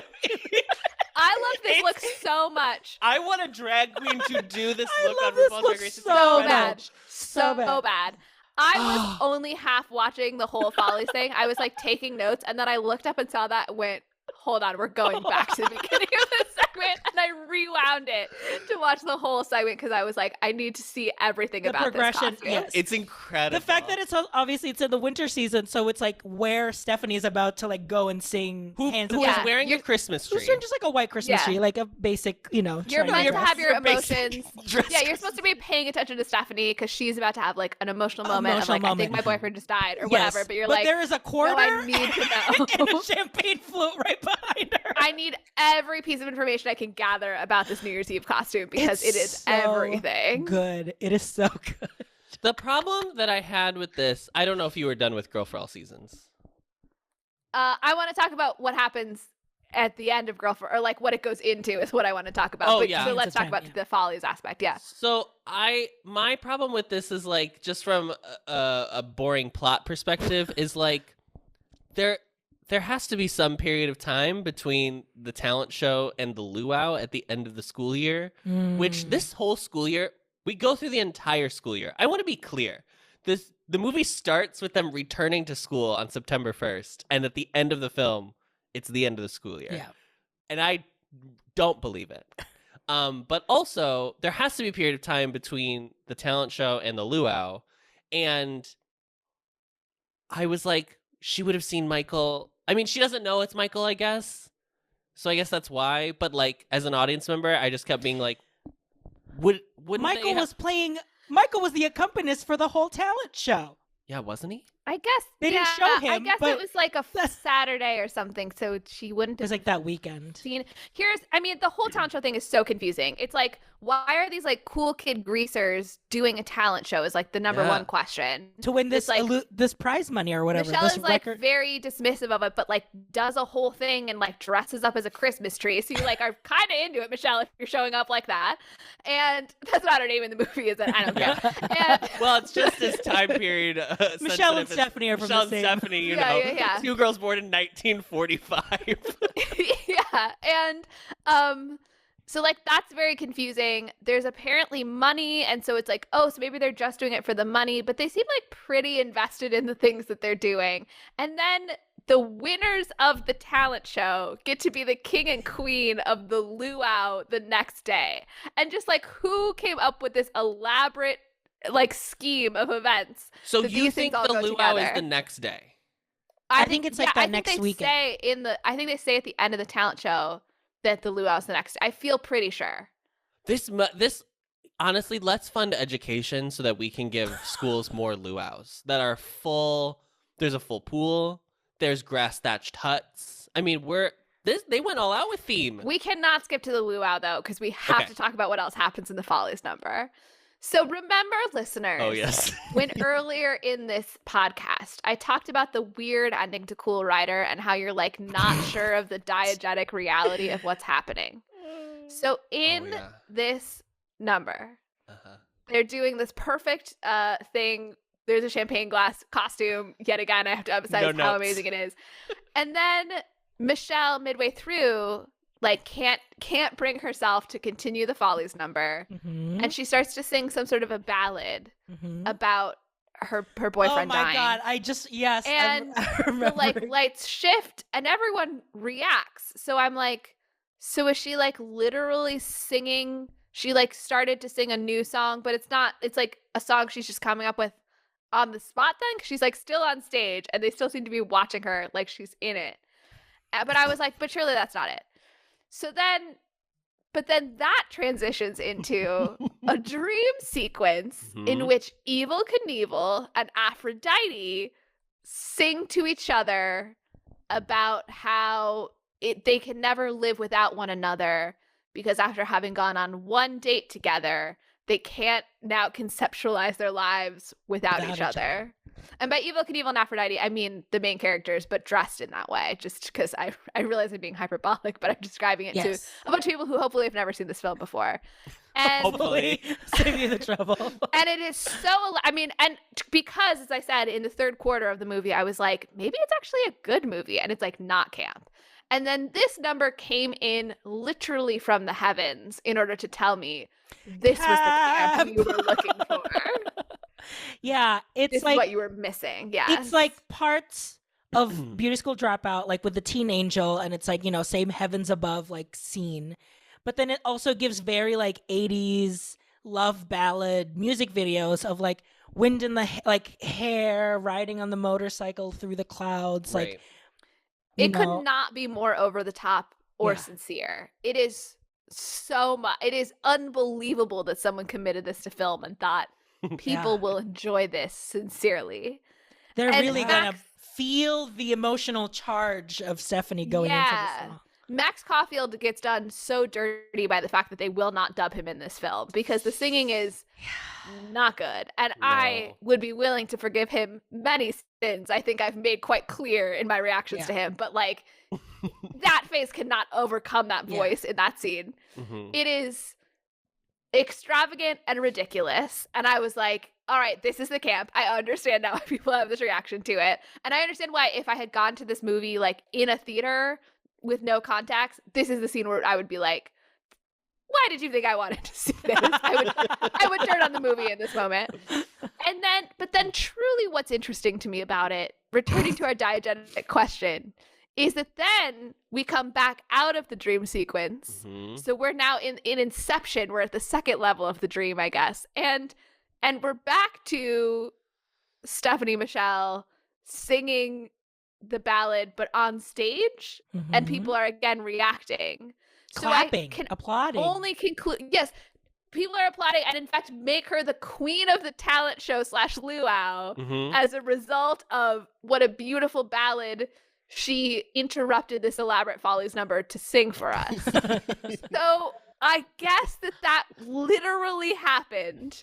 It actually literally happened, because you can't have any other conclusion, because the metaphoric point of the song would be she stops singing, she stops participating, she's so Stares overcome by off. emotion, Yeah. and she presumably wouldn't have just stopped and then everyone would get up and applaud and then give her a crown or whatever. So I just like don't. This is, I think, a persistent problem that we have if we think to the Annie that shall not be Yes. named, of like directors who refuse to be clear about the diegetic rules around the music in their movies. You need to be so clear about it, or else it gets so weird and so confusing so quickly. Mhm. It's just weird that it's her. Like, it's just the one character. So it's like, it throws you off because it's like, this has not been established any other time. So I don't know why. I mean, it's just like a hat on a hat on a hat. And there's just like so many. Yeah, don't explore what this means of like, now she's singing in real life. Like, let's not get into that. Yeah. Yeah. I think everyone is so.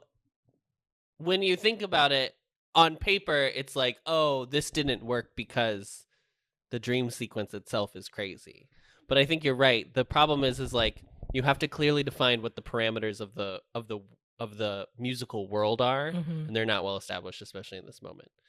Can we now go to the luau? Yes, we can now go to the luau. The luau happens. There is another motorcycle stunt sequence where the cool writer comes back. He reveals himself to be Michael. I don't understand, when they were on their date together, did she not realize he had an English accent? No, he was doing a fake American accent. Because when he dropped her off at the gas station, it was a little Southern, but like it wasn't consistent. Yeah. We don't, I mean, a lot of the date is a montage, so we don't really know if they talked. A Cool almost at Rider all. reprise montage. Yeah. Yeah, I guess he was doing an accent. I don't know. I was very confused why we were at a luau, and then just before Michael came back, I was like, oh, it's so we can have water and fire together for him to jump over. And I felt that was a really elaborate choice to justify there being fire and water somewhere so that he could jump over a pool. It's just funny They because had a in bigger the budget. in the first movie they do like a school fair, right? So it's like Yes. carnival Yep. So this was their like, or if this And- was and- another event during the year of like, we just love throwing big spectacular Rydell High is the parties. most well-funded school in the United States of America. Yeah. I think this movie was very frustrating because it feels like it should end. It really, I mean, it feels like the movie should end right after the dream sequence. Like he should come in, and then you. That's what I expected was going to happen. That and he it was ends going on to stage. Yeah, but I was like, oh, they're gonna do. I knew that the reveal was him taking like there's something where he takes it off. We all know that he's going to reveal. It's a musical. We Yeah. all know that he's going to reveal that he's the love interest, and everything's gonna be fine. I just was not expecting an entire now third 2 motorcycle songs. sequence. So we get the luau song, and then we get what I will end this segment on, which is, well, I'll talk about what I want to talk about, and then we'll end with "We'll Be Together," which is the last song of the movie. Which, if you thought "We Go Together" was a bop, wait till you hear this one. This snoozer. This absolute crummy song. That is a very, my grandma would say crummy a lot. That's crummy. Well, she was probably at the luau. No, she was too old. Yeah, she'd been too old. She had kids at the luau. She was the secretary of the school, right? She was the one that did the air raid siren at the beginning of the movie. and That was your got grandma. scared of it. I Yeah. got scared of Yeah. I think in this whole conversation we've tried to understand why this movie doesn't work, and I think it's obviously everything is always never just one decision. It's not just one thing that could have swayed the movie into one direction. But I think overall my feeling is that this movie has like it's just not well thought out, and the characters aren't as fun. Well, That makes sense? yeah. I think Because I think you could get away with these songs if like I was laughing more through the movie. Mhm. But I wasn't really laughing during this movie. that's true. Yeah, there's not very much humor where I feel like the original Grease has. Yes, I will say the best joke in this movie is there is a girl that comes to the principal's office and she says, whatever, Miss blah, blah, blah, I missed my last 2 periods. And she retorts, that's okay, you can just make them up after school. That is the best joke in this movie. I mean that sincerely. It's a very funny joke. Yeah. In the current historical context, I didn't enjoy it, but yes. It's like a good play on words for sure. Congrats. I don't know what you want me to do about it. This is the No, yeah. situation we're It in, is. everyone. It is.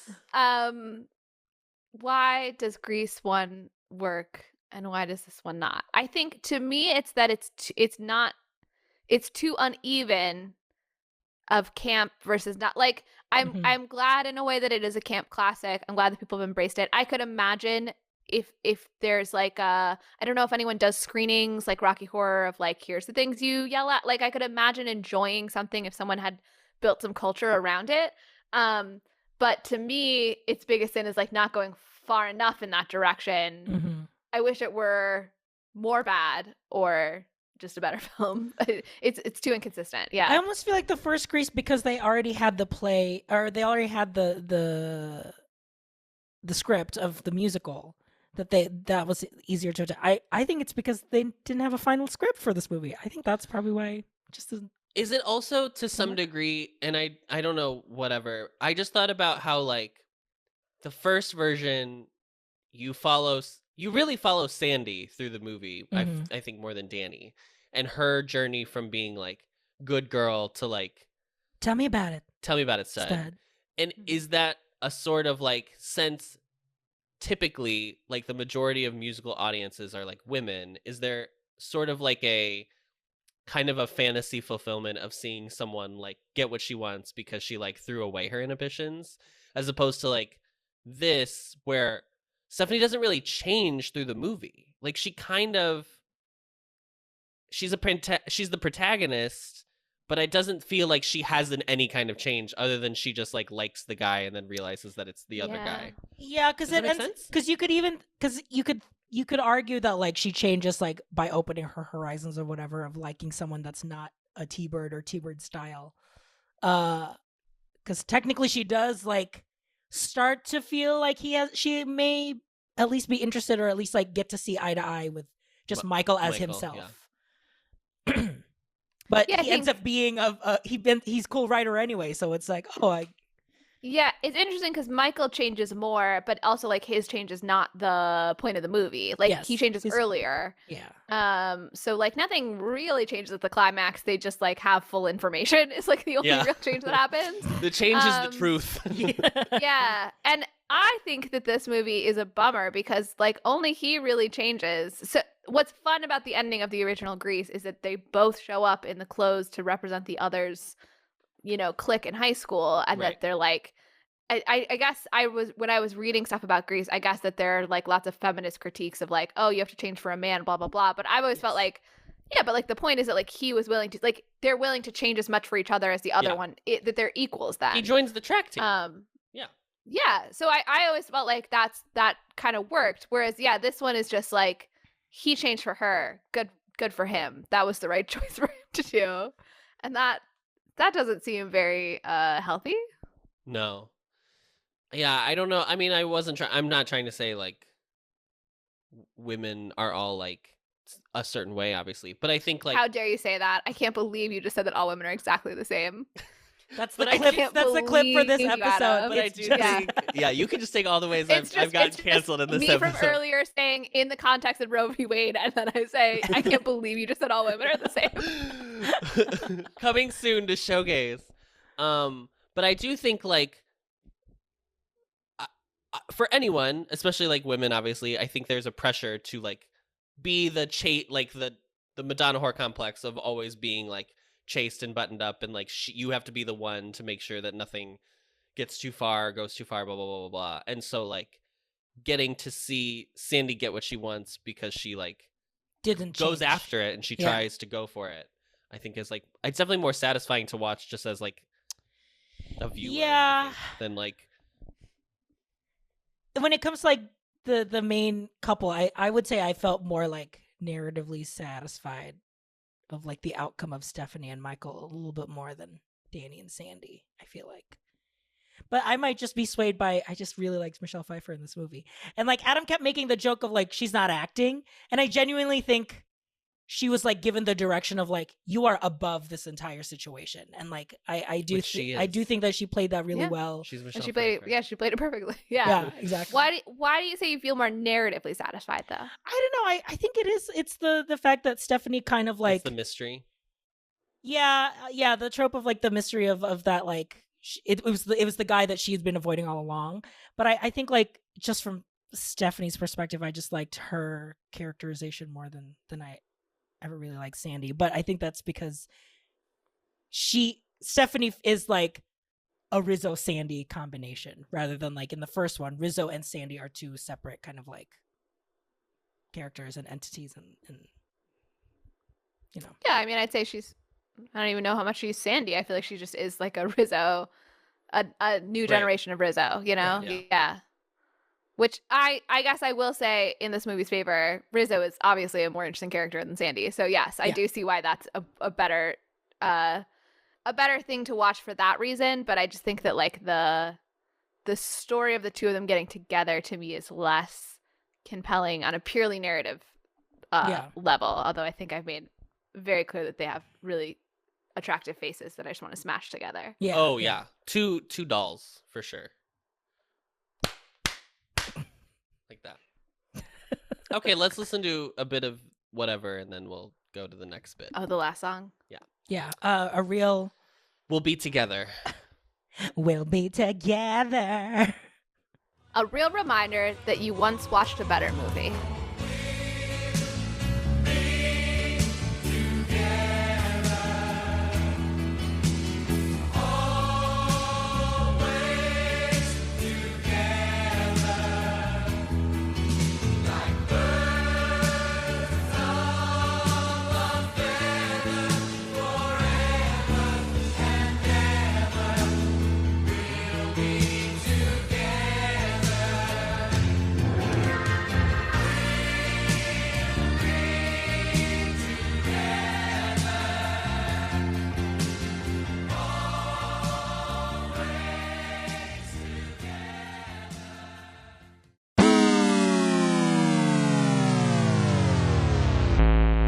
So critics, 35 Molly's colleagues, professional art critics, Molly's peers. Molly's peers. My peers, people who write movie reviews in newspapers, are my peers. Yeah.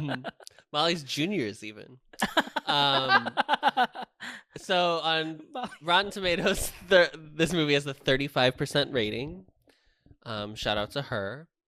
And from Chicago Sun-Times, Roger Ebert wrote, "As for the period itself, take my word for it, whatever Grease said about 1959 goes for 1961 too. Things didn't start to change in high school until the Beatles broke loose in 1963. Grease 2 doesn't even have the imagination to be about a different period, nor is it really about 1961 for that matter. After the late 50s Greaser and Elvis era, the most dramatic high school eras from a visual point of view were the Beatles period, the late 60s Flower Power period, the Watergate anti-war period, and now maybe the punk period. Grease 2 could have been about any of them and found new satiric points to make, new costume and set possibilities, and new kinds of music instead of more ripped-off early rock. Instead, this movie just recycles Grease without the stars, without the energy, without the freshness, and without the grease." So it shouldn't have been greased. It's greaseless. I just really appreciate how this review talks about all the things that happened in the mid to late 20th century, because I feel like as a child of a boomer, you kind of like don't hear about how cool those times were, or how much people care about them, or how much they want to talk about them some more, or like make movies about them. Yeah. So like, yeah, that's a really good point. Like 50s and 60s, it's like, what even happened? Like no one ever references it. No one thinks they're like better than other people because they lived through it. Like I just, I think it raises a really good point about the underrepresentation of boomers in media. So It's just like lost to persecution. history. Yeah. We'll never know. Yeah. We'll never know. I did not write down who wrote these, so I apologize. But this next one is from the Washington Post. This says, "Grease 2 is the most serendipitous sequel in recent memory. It is an ingratiating, jubilant improvement on a crummy original." Crummy! There you go. And as the box office smash of 4 summers ago, Grease left plenty of room for improvement, especially as an example of movie musical stylization. The movie's enormous success appeared to be a fluke, attributable to the popularity of John Travolta. Can you imagine saying that it's only popular because it was... Sorry, that's crazy to me. Even so, it was depressing to contemplate the fact that Grease had become the top-grossing musical in Hollywood history, surpassing even The Sound of Music and vaulting into 4th place on the Variety list of all-time hits. The whole tradition seemed to be devalued by the sudden commercial preeminence of this overwhelming aesthetic insult to movie musicals. This didn't really say anything about Grease 2, I just realized. It's kind of like an expository, this is why Grease 2 happened. So they really it seems like it's someone who's just been waiting to say like, I actually didn't like Grease 1, and I've been waiting for an opportunity to tell everybody that. I wasn't hired by Washington Post yet when it came out, but now I'm here. Now's my chance. This last one's from Time Out. "As gaudily tempting a soft center as ever graced a Woolworth counter." That is so. That is. Oh, I don't know what I just read. Specific to something I do not know. It's literally someone trying to read our Drag Race reference. Bro, what was this? Okay. Detox, do you think I should? Okay. Liberally picking and mixing assorted elements of American popular culture, Birch picks up the story of Rydell High a few years on from where Randall Kleiser left it. Travolta and Newton-John have moved on, Khan is back from beauty school, and straight skirts have replaced full ones. These changes apart were on familiar ground. Pink Lady Pfeiffer steals the heart of Caulfield, a straight lace. However, he gets himself a pair of wheels and wins his girl. Now that would have been. Wait, no, you have to go back to that sentence because it says a straight-laced student from England who is excruciatingly dull, rating 8 on a chuckability scale of 10, and I need to know what chuckability means. Come on, chuckability. Like chuckles? Chuckability. I read it as chunkability. No, you're right, chuckability. So how far you think you could throw him? Hey, Michelle Pfeiffer, go long. How much wood could he chuck? We don't know. How much wood could this woodchuck chuck? It is such an opaque metaphor. An 8. An 8 out of 10. I was that like, oh, what a chuck, like funny? I don't know. Chuckability. Just because you read Oh yeah, like I could chuckle. Wow. The English language, y'all. A term for a pretty or attractive girl at the bar. She's doable and a guy would like to chuck it in her. This is from Urban Dictionary. Okay, well, disgusting. Not into that. But also, so if he's saying he's an 8 out of 10. Wiktionary says suitable for being thrown away. Suitable for being colloquial. If this man is saying that Maxwell Caulfield is only an 8 out of 10 on attractiveness, I would love to see what his 10 out of 10 is. But if it's how far he thinks he could throw him, I would need to see the reviewer's physique. I would need to know his regimen at the gym in order to weigh in. I mean, I certainly don't think I could throw him 8 out of 10. But if the time out reviewer was throwing Michael Caulfield at 25 miles per hour, how far will? And the train left the station at 9:52 p.m. Where did he end up? I'm trying to think of other 80s stars to be like, how far do you think he thought he could throw this person at the time? Like as well? other stars. Yeah, what is chuckability? We'll have to ask Nan. Nan or Rita will probably know. Yeah. They'll remember the 80s. Such niceties as a plausible plot and three-dimensional characters are trampled under Ouijan shod foot. Why are there these words?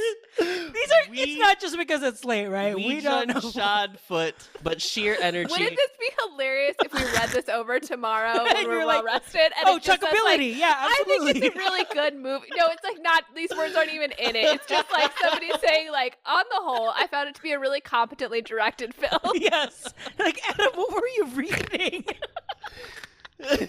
A handful of good tunes, including a great theme song from the Four Tops, and some very funny one-liners save the day.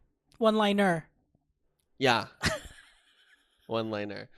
But we need to know what the people say. We need to know, grassroots organization. We need to know what the real folk have to say about this film. What do the simple folk say?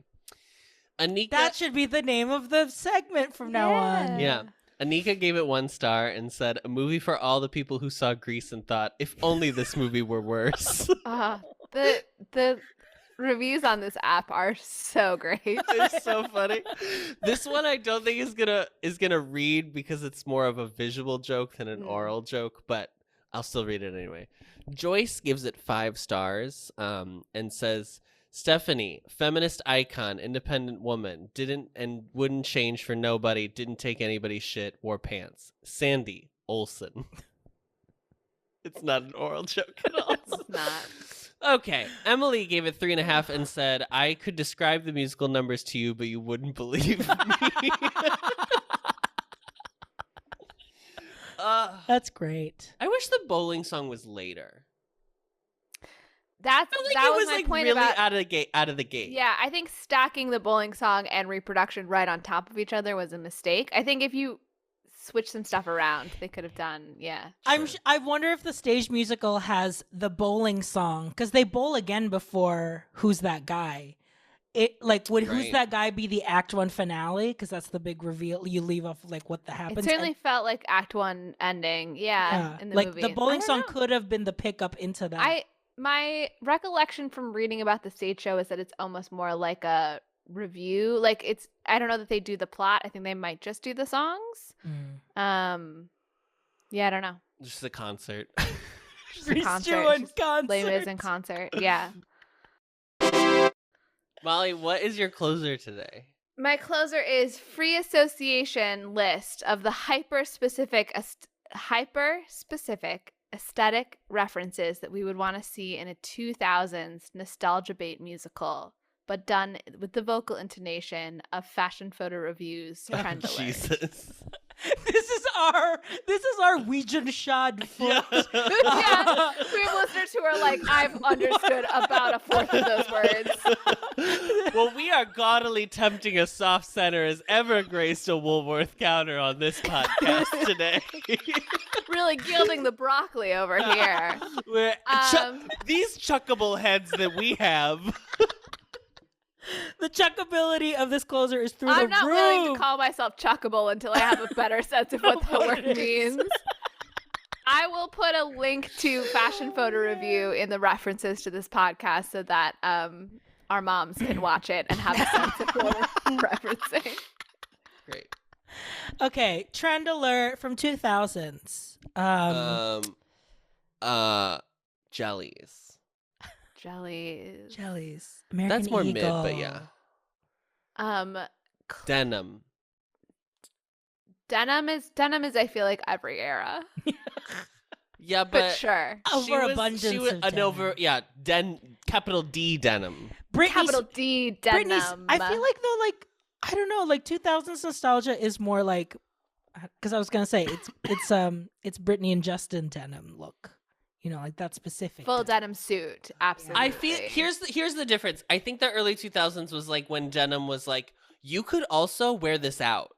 It was like the first time that it was like you can go clubbing with this. Yeah, this is like what you wear to like go seek out a partner, as opposed to like a cocktail dress or whatever. Like girls were like, I'm gonna wear a low rise boot cut and show off with a going out top. Yes. Right. Going out top, very early 2000s. Yeah. Camisoles. Camisoles where you can see a little bit of lace up at the top. Mm-hmm. Oh, 100%. Peeking over and under as well. Yes. A studded BB blouse, was that 2000s or is that later? I think that's later. You know, the BB with the like rice. Yeah, maybe. Juicy was Juicy early 2000s. Juicy couture. Oh yeah. Shirts that look like they're made out of plastic. Yeah. A scrunchie that is made out of feathers. Very lightweight pink feathers. What are those? Silly bands. Silly bands. Rubber Xenon girl of the 21st century. Crimped hair. Crimped hair. Yeah. It's that. Sagging. like guys sagging their pants. Sagging pants. Oh. Cute. Low cut, lower cut. Lowest cut. Lowest cut. Greasiest. Grease 3, greasiest. Also known as High School Musical. Bookshelf necklace. Necklace. Brands. Abercrombie and Fitch. Yeah. Logos right No here. Fear. Butterfly clips all along your hairline. The one, the like one that's a circle and you push it through and it like it's a headband. Oh, please look it up. Yeah, that'll be good for the podcast. The headbands that had like teeth in them. Yes. Headbands with teeth. Also using a straightener to straighten your hair and then you flip the ends up and out. Yeah. Burning your hair on a straightener. Burning your hair in a straightener. That was super 2000s, like a flat hair and then like flipped up right at the end. Frosty blue eyeshadow. Lip gloss. Lip gloss. Lip smackers. Exclusively. Lip smackers. Someone needs to do an immersive theater piece about the early 2000s where I get to sniff a bunch of lip smackers. Absolutely. That's it. That's all I got. I think we gotta end on lip smackers. It must henna. It must end here. Yeah. Not henna. Not henna. That was pretty big, I feel like. I feel like henna, well, I mean, maybe this is just for white people. I feel like henna was more like later 2000s. Yeah. Like, I definitely think I dyed my hair with henna in college. It is generally hard to think about like 2000s because we were still like kids. So it's like, I'm trying to remember like. I was a very on-trend child, I don't know what you're talking about, but. Oh, you want to talk about early 2000s? The American flag. The American flag being everywhere. Islamophobia. Early 2000s. The Patriot Trend Act. alert. Trend alert. Toxic nationalism. Yeah. The Iraq War. And still calling it Iraq. Trying to take a country's oil. The war on terror. Oh no. The search for Bin Laden. The unsuccessful search for Bin Laden. It was the 2000s trend. 2010s, honey, we got him. Honey, she got caught. I would like to say before we go, I would like to say my MVP for this movie is me. Because for watching I got through it, and that's important. My MVP is Liza Minnelli's half sister. Yeah. Who like belts every line that she had fully belted. I was like, go off, show off those pipes you got. Mine's Michelle Pfeiffer, who looks like that's still her face today. That was like the crazy thing of like, she looks exactly like what she looks now. Like, I know, it's crazy. Good for her. Plastic surgery. You know what? If you got the money, if you have a good doctor, Dr. Sitzmore. Yeah. No, nothing wrong with it. Just wish that people would be a little more honest about it because it's sets unrealistic expectations for the rest of us. So just assume all people in Hollywood have had plastic surgery. That's a good way to live your life, everyone. This did make me want to be like, I want to watch more Michelle Pfeiffer movies because I really haven't seen that. We've seen like two her a lot. on We've this seen two very in the podcast. show. We did Hairspray, yes. We did Hairspray. But I need to see her Catwoman. Is that Batman Begins or just Batman? I think it's Begins, right? I don't know. And Dangerous Liaisons. I'm gonna before we go, I want to end on this one tidbit. Lorna Luft plays Paulette in this movie, and she's obviously trying to be Marilyn Monroe. That's like Paulette's whole thing. She has like the blonde hair. She's doing like sex pot, blah blah blah. Lorna Luft talks about how she was like, I remember as a kid that Marilyn Monroe would hang out in my house.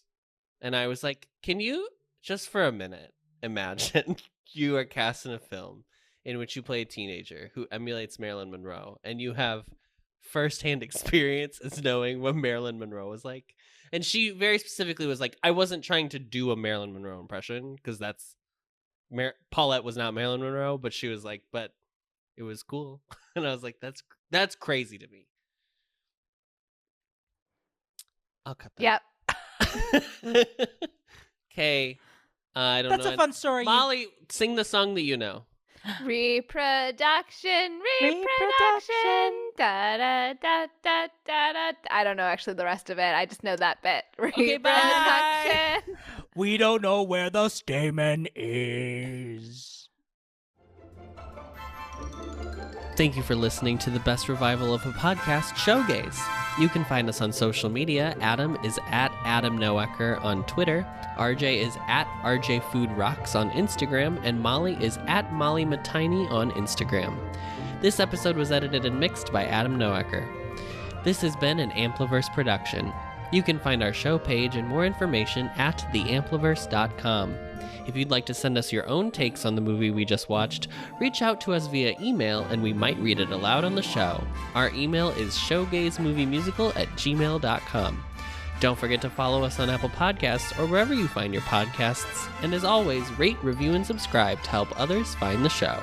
And now, as always, the show must go on, so stick around to hear what we're going to be watching next episode.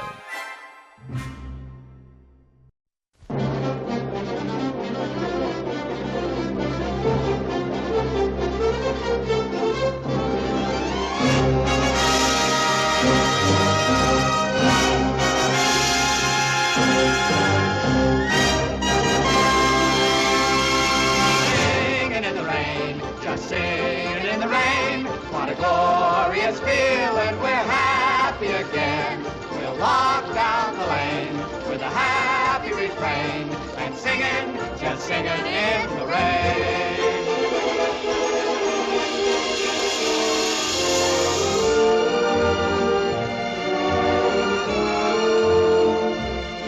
Hold it, Dexter! Well, Mr. Simpson, we're really rolling. Yeah, well, you can stop rolling at once. Huh? Don, Lena. All right, everybody, save it! Save it. Tell them to go home. We're shutting down for a few weeks. What? Well, don't just stand there. Tell them. Everybody go home until further notice. What is this? Yeah, what's the matter, R.F.? The jazz singer. That's what's the matter. The jazz singer. Oh, my darling little mammy. Now, little mammy. My little baby. No, this is no joke, Cosmo. It's a sensation. The public is screaming for more. More what? Talking pictures. Talking pictures. Oh, it's just a freak. Yeah, what a freak. We should have such a freak at this studio. I told you talking pictures were a menace, but no one would listen to me. Don, we're going to put our best feet forward. We're going to make the dueling cavalier into a talking picture.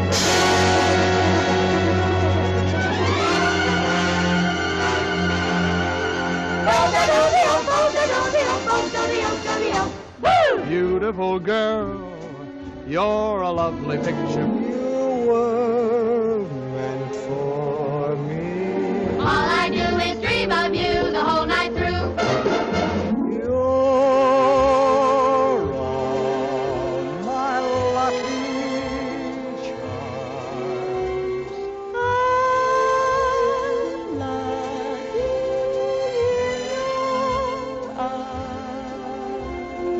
Fit as a fiddle, ready for love. I can jump over the moon up above. Fit as a fiddle and ready for love. I'm singing in the rain, just singing in the rain. Make 'em laugh, make 'em laugh, make 'em laugh. Good morning. Good morning. We've talked the whole night through. Good morning. Good morning to you.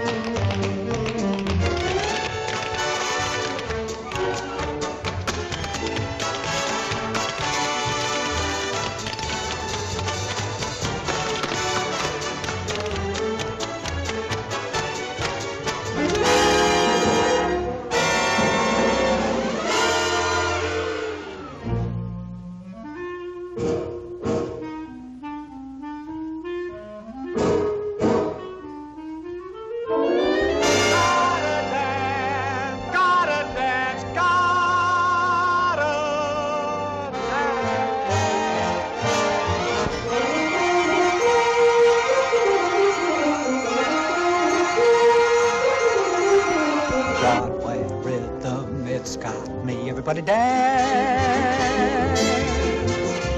Broadway rhythm, it's got me. Everybody dance.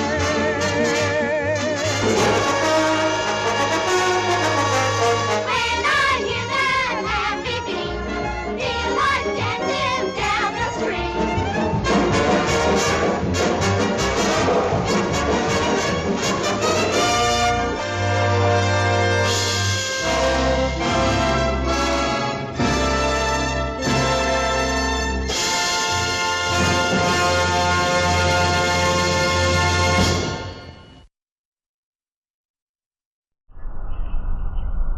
Discovering voices, building worlds. The Ampliverse.